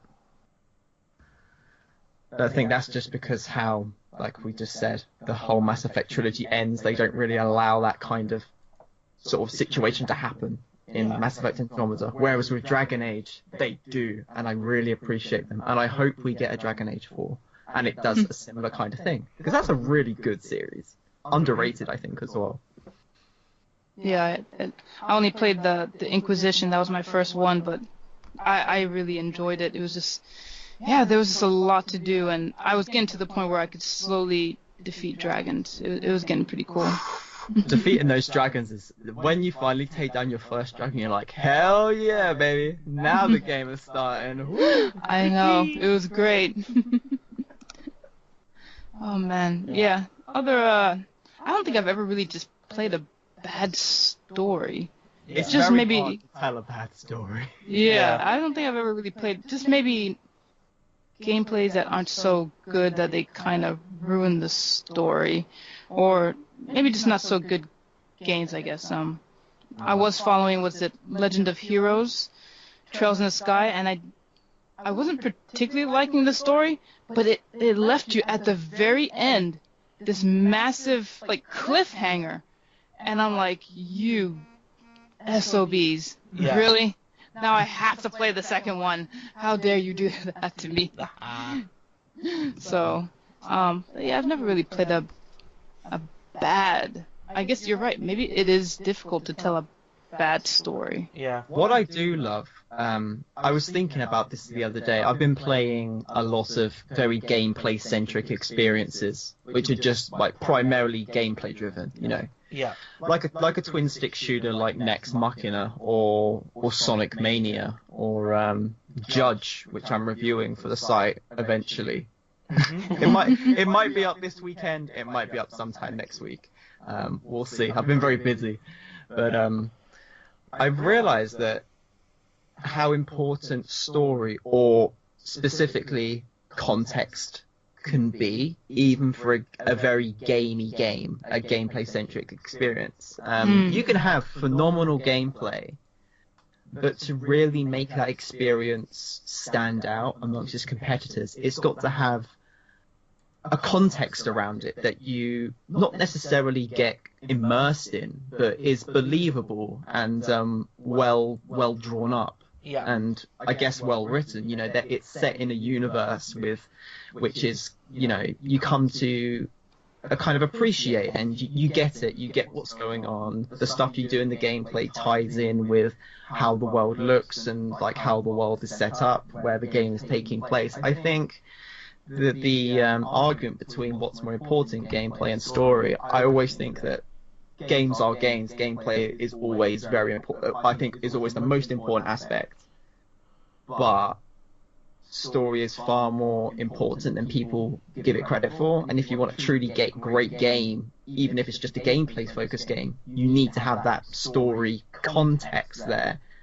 So I think it's a lot more important than a lot of people in the media side of the industry truly realize. Yeah. Yeah, I'm not going to want to play a game for another 5 hours, 10 hours, or however long I think it's going to take if the story's just bland. And at the same time, you can have a great story, but if the game doesn't support it, maybe I'll look to one of those supercuts like Sian, you mentioned earlier, the channel that just puts it all together and you watch it all as one.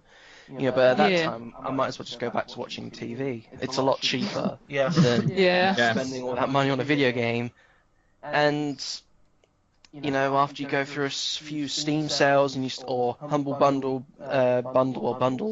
you start getting quite a library, so you need to...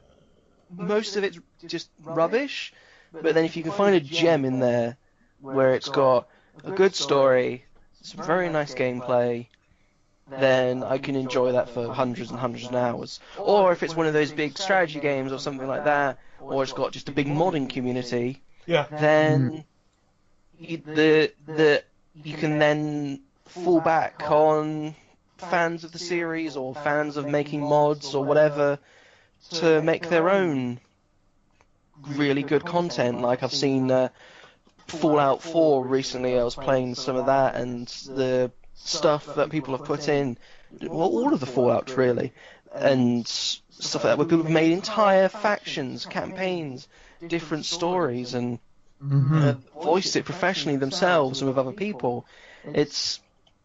I think, especially now, we're getting to a point where people can make a very good game, and the fan base can take it and just make something else. Like I've been talking to some mates who are on a modded Grand Theft Auto 5 server where people are the police, ambulance service. Oh, I love those type of things. I used to play those all the time with San Andreas Online, which was a whole mod in itself.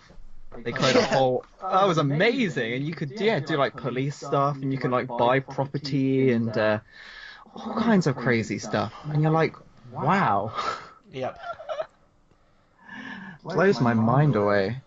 It really does. And I look at you look at a game like Super Mario 3, and it's a gameplay experience, but what you really come back to, it has that story context surrounding it with all of the different enemy types, with Bowser, with him kidnapping the princess, with Mario's quest and the way he journeys across these increasingly difficult worlds.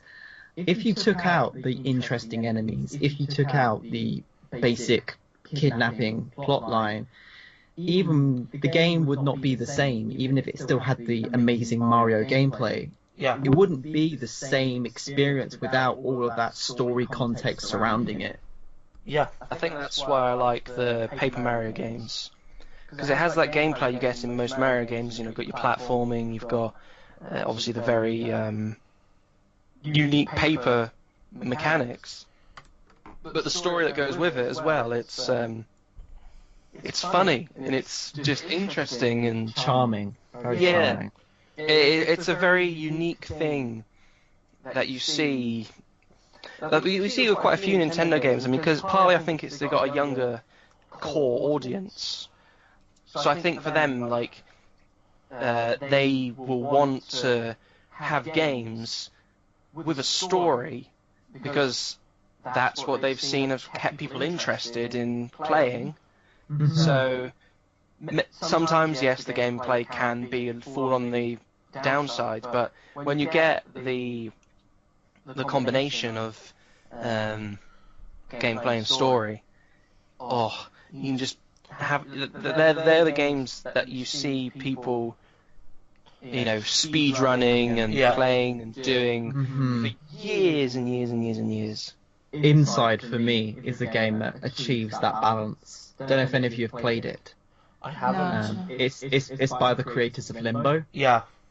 And I remember you mentioning this, yeah. It does exactly what Sam said. It combines the gameplay and the story in a way that I've seen very, very few games achieve as well as they do it. Because there's no cutscenes, there's not even any dialogue. It's just a side-scrolling game. Yeah. But the way that they've designed it with both story and gameplay in mind together. They design the gameplay around the story. They design the story around the gameplay in conjunction. Yeah. Something I've discovered why, I'm trying to get into the industry as a games writer, and researching it and doing my during my university life is that in development of almost all games, even big AAA games with stories, the gameplay is designed first, and then the story has to be injected on the top of it. So you have the nice sponge cake where all the nice ingredients go in that, and then the story comes in afterwards, and it's just the icing on the top. And that's a really bad analogy, actually. That's a really bad analogy, because then the cake still tastes nice, I guess. But that was awful. I don't know where I'm going with that. Come on, you're a writer. You should It's like a cocktail where you've got the ice and the non-alcoholic ingredients, and then you float the alcohol on top. Yes, and they don't mix. Yeah. That's precisely right. It's a floater. There we go. That's much better. You make them when you are pretty sure that your patron is drunk and you don't want to give them any more, but still want to make them a sale. Make it look good, yeah. And that's Bartending what Insight does. And that's what Insight does so well. Everything has been considered from both angles. So it's a nice all the actions you do in the gameplay as this little boy running from this mysterious dystopian totalitarian organization in this very sort of 1984 Orwellian environment, this world. All of your actions you do are intrinsically tied into the story, so you are actively playing the story yourself. The story isn't just told to you through external sources, through cutscenes and dialogue. Your very actions are the story. And I've never seen a game that manages to do this. I highly recommend everyone to play it, because you'll just come. I hope you'll all come away with it thinking, "Wow, that's how you tell a video game story that's how you tell a video game story while also having a video game to play. It's like the perfect combination. They've managed to find they've got the formula. They've managed to. They're alchemists, and they found the secret of making gold from nothing. Yeah. That's what they have done with that. Do you think maybe games that are, what I still call them as point-click games, do you think those are very gamey games but also have a good story? My only example of one that I personally enjoy is Siberia. I love that whole series. Siberia 1 was obviously the best one, but out now on Nintendo Switch. Now 1 isn't now out on Switch. The second one's coming out next month. Yeah, I think at the end of next month too. And then I have no idea when they're bringing. I really wanted Siberia 3 on Switch. It must be coming eventually. Yeah, it'll come eventually. The Switch is too successful for them not to do it. I know. And they keep announcing it. 20th of April 2017. It's the initial release date, and that's what it's got. Yeah, that's what it's got across all the platforms. Okay, yeah, because 3 and because I really just wanted to do with the Joy-Con controllers, but now I have it on PC. I really see, and it's crazy that there's so many mixed reviews. I'm gonna have to play it and possibly review it. But I feel like that's one of those games where they definitely want you to be part of an experience. So if you're doing some, I guess, crossing some cables, you're actually picking up the cables and moving them around the screen and connecting them, as you're doing it, as opposed to maybe just clicking and pointing all over the place and having it being done for you and progressing with the story with it as well. So Yeah. we'll see. That's one of those gamey games for me. I think there have been some good point-and-click adventure games. Like, I adore Grim Fandango. Oh yeah, the LucasArts, they got yeah. that down to a T with their point and click adventures. I mean, and it's like one of those things, you know, the mixed reviews thing as well. If you go into the story expecting a point and click adventure that has a story, then you might like it. If you go into expecting a lot of different gameplays, then you'll probably rate it down because, you know, it's point and click and it's like, I can't do this, I can do this, yes, no. Mm-hmm. So Yeah, and the natural evolution of the point and click seems to be the telltale way of playing a game, which I wouldn't necessarily put that in as evolution. I'd put that more of a specialization. I think that's better. I think yeah. it's more I a agree with marriage you of point and click and the quick time events. there. And those That games are is not- 90% of the game. Is quick time events. And the point and click side of it, you're given generally a time limit to do in anyway. Yeah. I think it's important to mention Telltale because they have really been especially when the first season of Walking Dead came out, they were a big kind of pillar of the storytelling community in video games. And I feel like since The Walking Dead came out, I really liked season 1. As a lot of people did, but as time has gone on, they've kind of stuck with this same formula. They've become less and less a gaming experience. I look back at Walking Dead season 1, and even though it is, you know, very sort of quick timey events and you're just selecting the dialogue, there were periods where you did have to work out puzzles, and there was some sort of gameplay there. As the Walking Dead series has gone, as Telltale have gone on with like Game of Thrones and Minecraft, and especially now coming into Batman, I've noticed this a lot with Batman. The gameplay points, the puzzles are all gone. They're all gone, and it's just some quick time events and dialogue choices. Yes, That's all it is.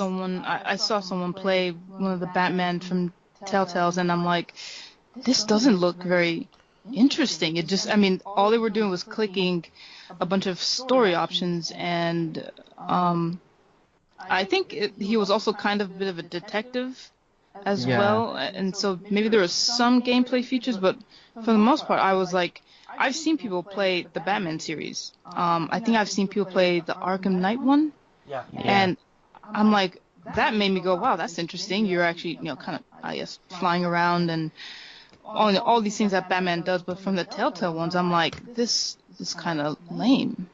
The problem with Telltale, for me, is that their games can be great as long as the characters are great and the writing is great. When they aren't quite up to standard, up to scratch, then you really...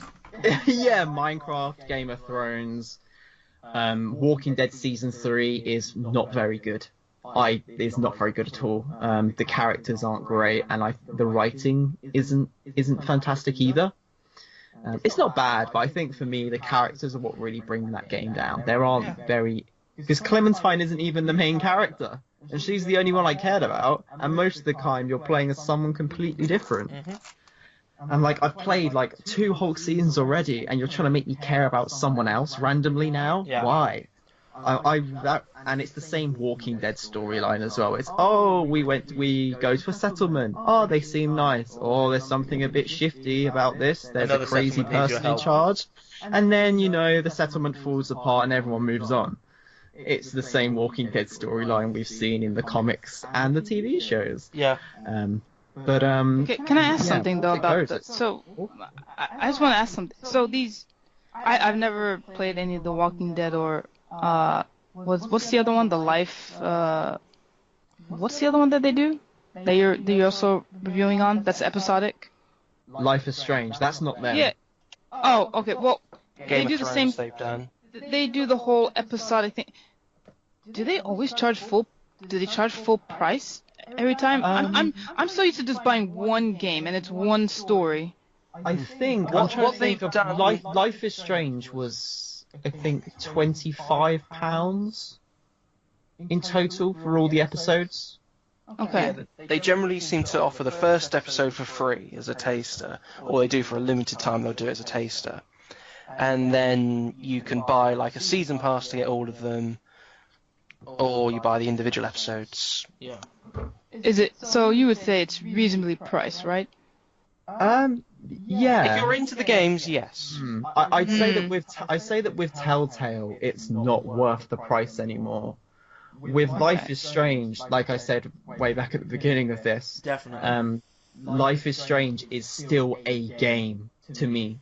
It's still a game, Yeah. and I think its writing is much better, and its characters are much better. I think that studio have managed to find not the perfect formula for that type of episodic game, story-driven game, but they found a formula which is superior to what Telltale does. They still remember that you're playing a game, Yeah.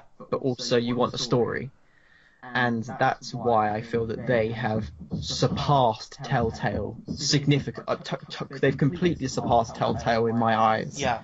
In every single way, and I'm really interested to see how long Telltale can keep going with their current formula, because I haven't played a game of theirs since Walking Dead Season 3, and the last game of theirs I really liked was Tales from the Borderlands, Yeah. which is a very, very, very good game, surprisingly good.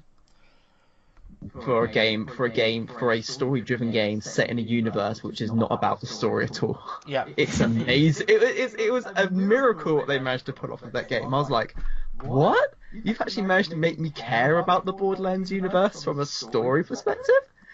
Wow. I guess all those writers went off to do Life is Strange, because I don't see that talent at the studio anymore. Yeah. No. Anyway, to wrap up the story section, one last question. Okay. Games that have a story that didn't need one and are worse for it. That's not possible. Yeah. I'm pretty sure almost every game needs, I think it's like what Sam said, some kind of context or some kind of... I mean, the only game that I can think of... I have one. Okay. The Witness. I probably have two. The Witness. The Okay. Witness. Yeah. Oh. That's very good. I would say that did not need its story, and I would probably say that it's worse for it. But then again, I'm using What do you think of the Talos Principle then? Because they're very similar games. I prefer And the Talos Principle Talos. does have a story. See, so did I. I preferred its puzzle structure, and I thought the story worked really well. Honestly, The Witness to me felt like it was what's his face? What's the developer's name? Jonathan Blow? Am I right in saying that? Who wrote The Witness? It is him, yeah, Jonathan Blow. It felt like him very much just dicking everyone over, going, "Here it's I wrote Braid, and here you're expecting a massive narrative, beautiful thing, so I'm gonna make 515 puzzles with technically a story." But is that more disappointment? Because I'm gonna fuck with you. Does that's that more more fall into the disappointment expectation. category? Yeah, like you had the expectations. The previous question we had like an hour ago. A little bit, but at the same time, it's like, for me, it's more the fact that it didn't need to have the puzzle where I have to click on a thing and then watch an hour and a half long lecture on Psalm 46 to complete my Okay, yeah, puzzle. that does sound ridiculous.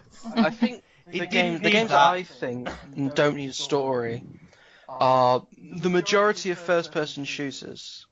So like Counter-Strike, it doesn't have a story. It's you're either a terrorist or a counter-terrorist. First to 16 rounds wins. Yeah. But then you get this obsession with Call of Duty, with Battlefield, Armour to an extent, but then that's a different pretty much almost a different genre, where they're single player, whilst it's interesting to watch, and it's different. It's woo. This one's got Kevin Spacey in it. It's House of Cards in space, or something. It doesn't need. They don't need a story. It just for there's apparently some expanded timeline lore that connects all of the stories and all of the zombie modes, and it's why? Why do I need to know that someone nukes the Eiffel Tower in this version of 2020 and, some weirdo in the 60s did some things, and it's like, I'm here to shoot people. Yeah, it's like I guess I see like those sort of campaigns. It's just like an action. It's like a 3-hour, 4-hour long action film. I think half of it almost seems to be like, we definitely need this massive budget for all these new things because we've got a story to write. Yeah. We need a story so that we can get a bigger budget, or we need a story so that we can get all these big names. But then you look at Overwatch, which is just multiplayer, and that's drenched in story. It's drenched in story, but it's not shoved down your face. Yeah. It's subtle. You don't lose any content, or you don't lose any achievements, for lack of a better example. You don't lose any gameplay by not having a single player campaign. Yeah. They will have the smaller 1 versus AI games, but it's still, this is Overwatch. It's it's the same mechanics. There's a little bit of a story thing behind it. Woo yay! But you don't need to understand how Mercy's healing staff works, or why Tracer can time travel, or how talking gorillas work, or anything like that to play the game. You never need an explanation for talking gorillas. Well, you don't need to know. You don't need to know they're all on the moon. Winston is the sentient recreation, the sentient embodiment of the Disney spirit. That's what Winston. For better, for worse. It's not. Yeah, even including the subtle racism. You don't.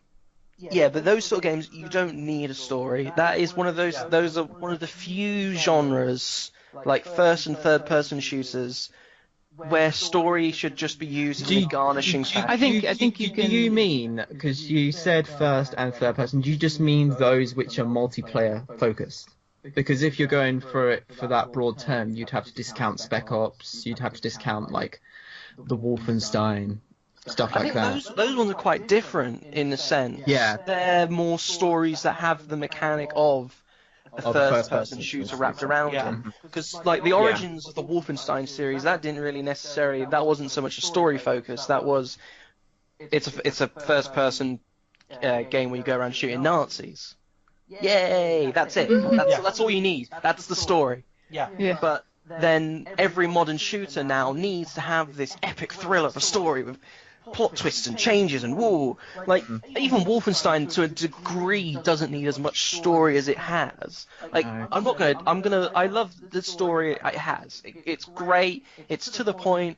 It's about a bloke killing Nazis. What's not to like? Well, Twitter, I'm sure, disagrees. What's not to like Twitter? A lot. Oh, but didn't you hear about this? There were people saying like, "How can you be so politically motivated with your story?" What? For 20 years, there's taglines been "Go and kill Nazis," and everyone's been like, "Yes, great." Yeah. And whatever. Yay. It's mostly Americans doing that as well. Yeah. It seems to be. Sorry, Sian. Your country. It's fine. Your adopted country is crazy. I'll get it right this time. Thank you, my adopted country. I'll be leaving soon. But no, I think also, about the first, it kind of reminds me also of MOBAs too. I think it's cool to have maybe lore.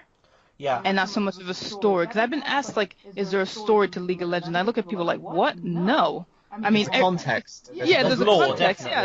Yeah, there's definitely lore, and I guess if you want to know about it, and maybe the first part of Destiny should have done that.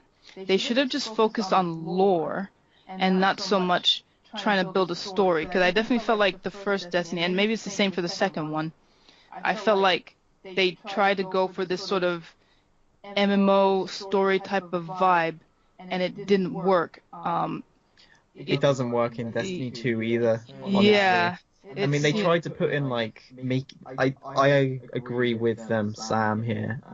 I would say that Destiny 2 is a game that didn't need its cinematic cutscenes put in. It really doesn't add to, because it's not a good enough story. It's not a great story. People are like, oh, the story's improved in Destiny from all the reviews I read. I'm like, not really.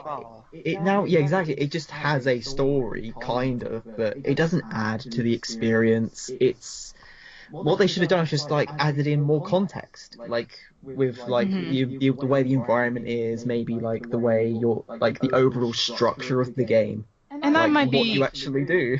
And that might be controversy here about this, but I really liked The Division. So did I. Well, there's some people. There's some cheap gamers. I guess they wanted this sort of open-ending, like I don't know, like everlasting gameplay. Like I'm just looking at them like, look, I played the game. I'm done with the story. I need to move on. If you want to keep staying and playing in this game, I guess a lot of people were hoping that it would be like Destiny, sort of, where it's a shooter game and you just sort of keep playing and playing and playing, because it fell off so hard. I mean, towards the end, just so many people were disappointed. But I'm just thinking to myself, like, you just have to play the story and then get a new game, right? Like what we've been doing for the past, I don't know, couple of decades. Yeah. Like, it's just like move on. It's all right. But I think also, despite me liking Atelier series, with the exception of Atelier Iris, I think Atelier could maybe one day try not having so much of a story. Because I often sometimes compare Atelier to Harvest Moon. Yeah. And Harvest Moon kind of has no story. You just sort of get to know the villagers, eventually find a wife, or if you're lucky in some of the Harvest Moon games, find a husband, and just be a farmer and make it through the 4 years. But they don't exactly have a storyline and a plot to it. I think some of the newer ones they tried to do that, and I also played the Popo LaCroix one, where they incorporated a lot of the Harvest Moon aspects to it. Yeah. And that was interesting, but I think I like. Sometimes I like Harvest Moon when it has no story. You just gonna get to know the villagers. And I think some of the Atelier series, some of them I think they could benefit with having no story. Because sometimes it feels that way. Sometimes they introduce it to you as, oh, my grandmother died, now I have her home with this big Atelier pot, and I'm an alchemist too. And then that's it. And then it's not until maybe halfway or towards the end that you realize that there's something that you have to accomplish. Or there's magically some kind of story woven in there. Yeah. So I think Atelier, some of them can benefit without having a story. The only other games that I've played that essentially have no story is Katamari Damacy, and Tulip, which I'm almost certain no one knows, but I'll explain. So I'm a big Natsume fan. They're the ones who did, your original Harvest Moon. They also did Metropolis Mania. Metropolis Mania is sort of like a city building game. You sort of build a city, and there's little, kind of like Harvest Moon, you just sort of interact with people in the city and stuff like that. But Tulip, they also made that, and that is essentially a kissing game. It's very odd. It's very Japanese, and so essentially the whole premise is that this guy likes a girl, really wants to kiss her, but he needs to build up his confidence. So you have to, and it's sort of like a puzzle game, which is interesting. You sort of have to kiss other people, but it's not that simple. I mean, so sometimes you just sort of have to sneak up on somebody and at the exact moment plant your lips on them and kiss them. And so it's really interesting gameplay. Like, the hardest part was for me to sneak behind this old man and kiss him. at the right moment. Yeah, I never did finish it, but it's odd. Let me tell you, it is bizarre. But that's one of those games where it's like it's definitely a game. There's definitely no story. It benefits from not even having a story. You just have to go around and kiss people. Yeah. It's a cute game. It's a cute PlayStation 2 game. Well, if that is everything with stories, Can we just talk about, one more? go on. Yeah. I want to talk about one more game, which I think is very important to get across. Go on. And it's Far Cry 3, Ooh, yes. which is one of the most underrated. Actually, no, it's not underrated, but people don't realize what makes it so great. And even the developers don't, because neither Far Cry 4, Far Cry Primal, or, it seems, the upcoming Far Cry 5 understand what made the story in that game so great. Yeah. So we all know Voss, the crazy pirate guy. Mm-hmm. Probably one of the greatest video game villains. Especially of the modern era, like the modern sort of HD era. If you think about great video game villains, Voss very often I see online comes out on top. Everyone loves Voss. Great performance, well written. I really wanted to stab him as soon as I met him when spoilers, when he kills your brother, your own brother at the very beginning of the game, Yeah. and you barely escape. Great way to open the game. But what really, that's good, and that gives you a good revenge context for the story. But what really makes that game story good, even, I'd say good, I wouldn't say great, but very good, is the protagonist. Yeah. Very rarely for a first person, even a story-driven first-person game, the protagonist has a very distinct identity. It's not just an extension of the player, which a lot of first-person games do. It's like, oh, it's a first-person game. You're playing as yourself, about a badass, mercenary, shooty version of yourself. Far Cry, you start off and you play as this very whiny trust fund kid called Jason Brody. He's totally incompetent, out of his depth. You kind of hate him. He's always complaining all the time. However, as the game progresses, as you learn new gameplay skills, as you progress through the story, you save your friends. Your character, Jason Brody, grows along with you. As you learn more skills, Jason Brody's character grows, he learns more skills, and he becomes more of a badass, until eventually at the end of the game, he's a completely different character to what he was before. He's no longer the whiny trust fund baby. He's the crazy, badass man who injects himself with loads of jungle drugs and rides a tiger strapped with 2 RPGs. That's what he turns into. And it's a very natural progression, because at the end of the game, that's how you feel with all of your upgrades and all of your powers. You feel like the badass, whereas at the beginning you feel like the out of your depth trust fund kid. Yeah. And Jason grows as you grow, and he has a voice, he has a personality, and you grow attached. And it also gives some context to the fight with Voss. It's not just your personal vendetta with Voss, it's Jason's vendetta, and his vendetta is far more personal than the players, because Jason has just seen his brother die, he's seen his girlfriend and his younger brother and their friends be enslaved and killed by this guy and trying to save them. As the player, even though you know you need to save them, you don't have the same emotional ties that Jason does. And that's what, and the relationship he has with Voss and their interplay, and then once you eventually kill Voss, the game kind of falls apart after that, because the villain after him is not set up, is nowhere near as good. But it's important that the game has a great antagonist, but it also has a great protagonist. Yes. And Far Cry 4 has a decent antagonist. Pagan Min is okay. He's not as good as Voss, but he's good, and he's very complex. But the character you play as, AJ Garle, I think. Yeah. I can't even really remember, because he was so forgettable. He was just generic video game protagonist who didn't have that same arc. And then Far Cry Primal has no story at all.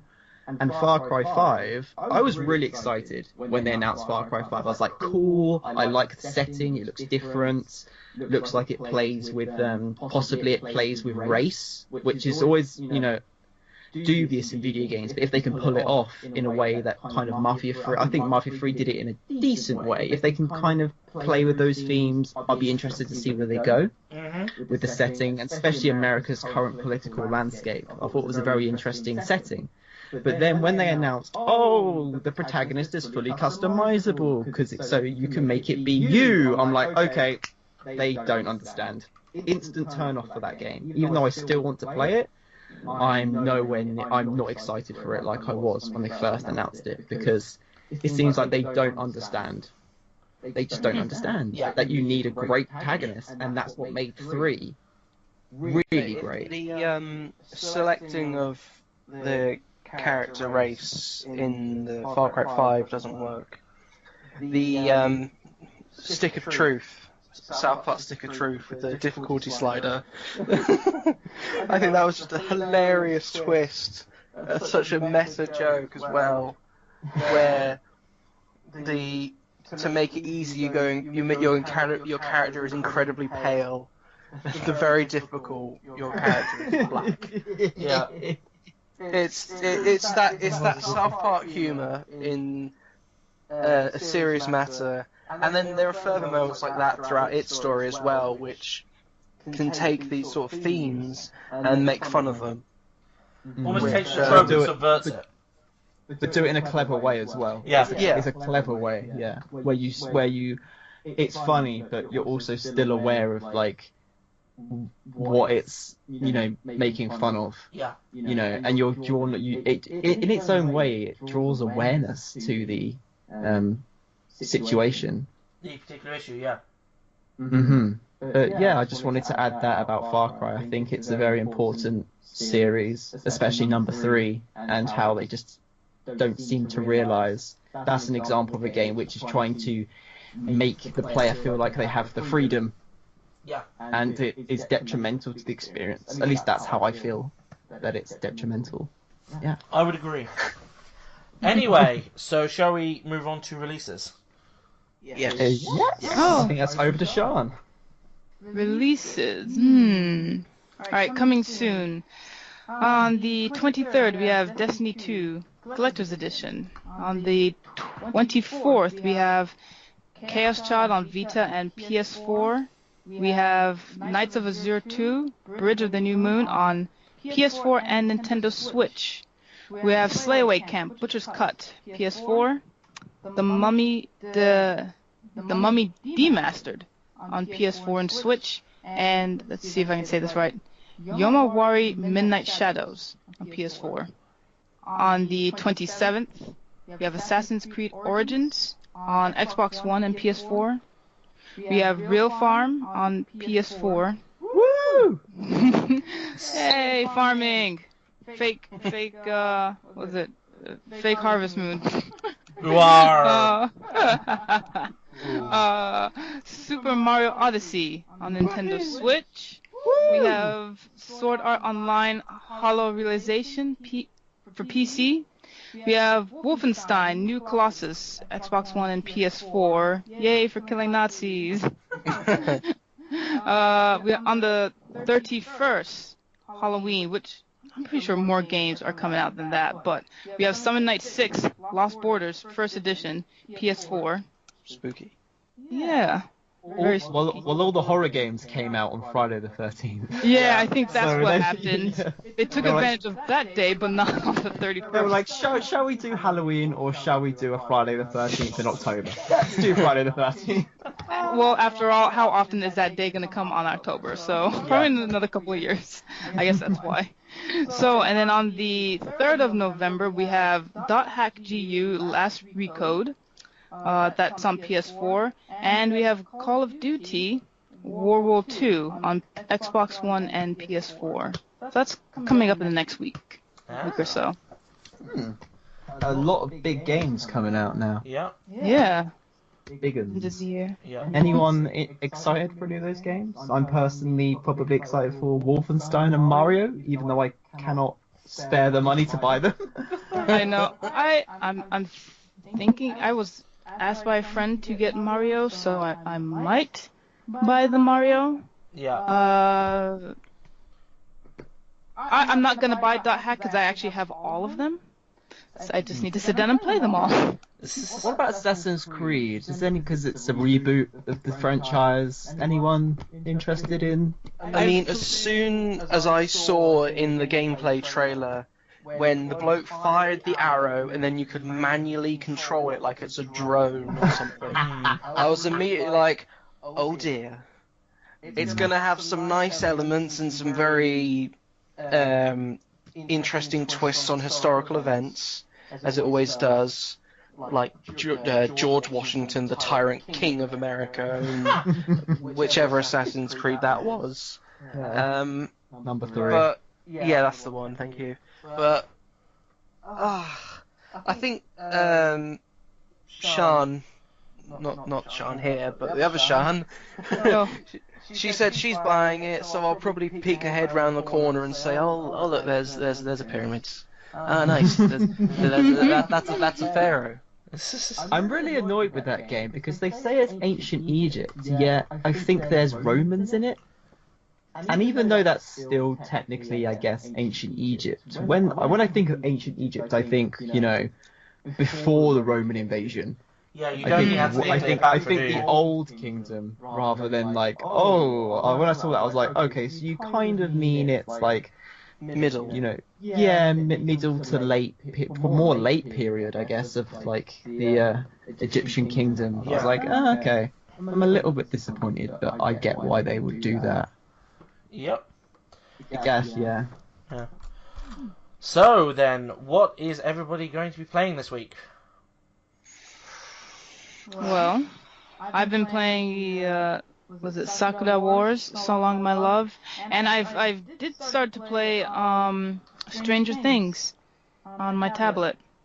Oh yes. Yes. Are you doing something for the site? Yeah, I intend to review it for the site. It's going well so far. It's pretty good. It's you just simply have to tap for the most part. It's not difficult, so the controls are easy. You will die, or you have the potential to die, but it's not terribly hard or anything. It's just sometimes you just have to set up like maybe like a trap or something to maybe get the bad guy. So yeah, I mean I like it. It's got the theme music to it. It's going really well. I'm enjoying it. Yeah, I can't wait to write something about that. That's good. Sam? Which one? The one which isn't me. I'm just saying, like, Sam, what are you playing? Well, Sam. Because Sam is so into himself that he just talks in the third person. English students. Oh yeah. I guess me. Okay, so I'm going to continue playing some Warframe. The Plains of Eidolon expansion came out a couple of days ago, or a little bit more than that now, and it's just brilliant. The new customization items, the new challenges, and just a whole expansion of content. Similar Star Trek Online has been pushing more things. I've been looking at the Civ 6 expansion that we were talking about earlier, and apparently that's been included in the digital deluxe version. So great, that means I've got that. So hopefully, when the Steam link I ordered, it's on like a discount for the next 2 hours or something at the time of recording. So I got that for all of 80p plus £7.50 or something shipping. So I'll probably be trying Civ 6 on that, and just seeing how it is. I might write something about it if it's, if one, it works, and two, it's a significant improvement or challenge to set up. If it's just like, it's a laptop, basically, the style of playing. But anyway, it should be good, so I'll have a look at that. And, just seeing whatever else in my library that I've installed or can install quickly, really. Just fill in the time, really. Fill in the gaps. Yes. Unless they call up and say, hey, can you start that job on Monday? I was like, oh, okay then. Then I guess I won't need to worry. Yeah. What about other Sam? Other Sam. Okay, well, I am planning to finally play Don't Knock Twice, which is a first-person horror game for the Switch. I'm reviewing it for the site. I got given a review code for it last week. I just haven't had the time. I've been just applying to jobs, writing scripts for jobs, and that's taken up a lot of my time, so I haven't reviewed anything recently, but that's the game I intend to play through and review by Friday, get up on the site probably for Friday or the weekend. It looks really interesting, actually. It's set it's based upon a Welsh myth, and it's about this mysterious witch who steals young girls or young women, and you play as this mother, and she's gone to this old Welsh manor house out in the mountains in the middle of nowhere looking for her kidnapped daughter by this witch, and you've got to try and explore this very dark mansion and try and uncover the mysteries and whatnot, sort of like your typical horror affair, but I like the kind of setting of Wales. You don't get many games in Wales. Yeah. And I think it's got support from the local Welsh government, if I'm right. It's made by a Welsh developer, so I'm very excited to see what they do. It's something kind of different, even if the game might not be different. The context and who it's by intrigues me. I'd like to see developers from different parts of the world, that we're not usually used to, like Wales, showcase their talent and bring out some of their kind of culture in their games. I really like to play games to find out about different cultures, so that would be something nice. It's always nice to see a different culture. Be like, I'll go there when you play. This featured in a game. I think I'll go out and go on holiday there for a couple of weeks. I can only think of one game that's set in Wales. One other game that is, which is Moby Dick. Really? What? But I'm an awful human being. Apart from that, that is horrendous. You should feel bad about that joke. Yes. Oh my god. But apart from that, probably just more Crusader. Continue with my Crusader Kings 2 campaign. My normal campaign. I have a Game of Thrones mod campaign going, but I'm now King of the Seven Kingdoms, so I don't really see where else to go from there. Yeah. Have you got the dragons? I do. I played as a young Lord Renly just after his brother Baratheon took the throne, and because of the way Crusader Kings 2 works, I married Daenerys and used her claim on the throne to take over the Seven Kingdoms by getting some quite good diplomatic relations. I got enough of the other kingdoms on my side that I was able to take it. I was like, okay, that was awesome. Have you Guess paid I'll your go debts? back to play. Yeah. Oh, I don't have any debts to the Iron Bank. I'm good. Oh. I'm a good boy. My mummy's told me never to borrow money from the bank. Otherwise the bank comes back with an army. And so I'll probably be playing more of that, trying to gradually grow my kingdom of Provence down in southern France, slowly but surely, and probably play some more Gravity Rush 2. I've been really enjoying that game. I was sad to hear that they're turning off the online services in January, but I can see why. It wasn't very successful. But I'm enjoying it. I got it for £20 in a sale 2 months after it came out.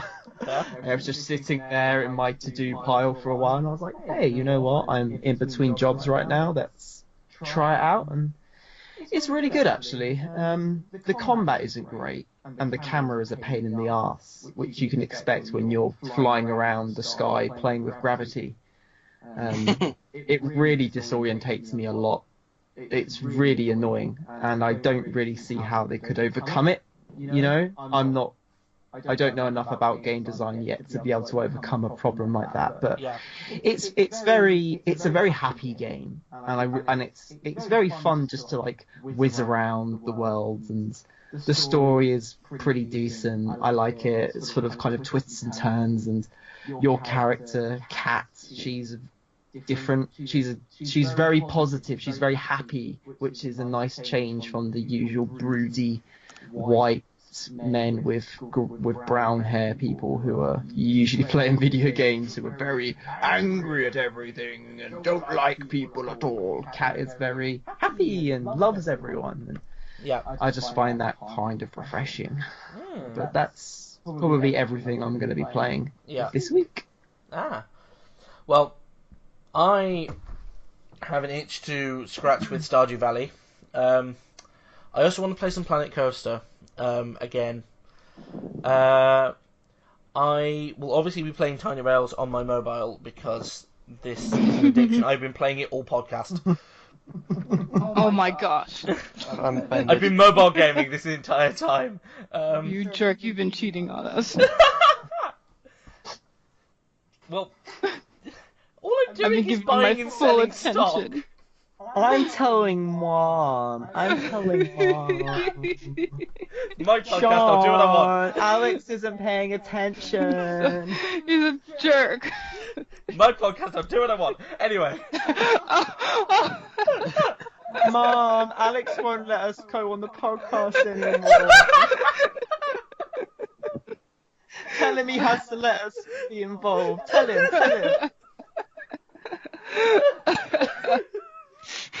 Anyway, I will also be playing Opus Magnum, which is a new Zachtronics game that is out on early access on Steam, and I heard about it and then I bought it.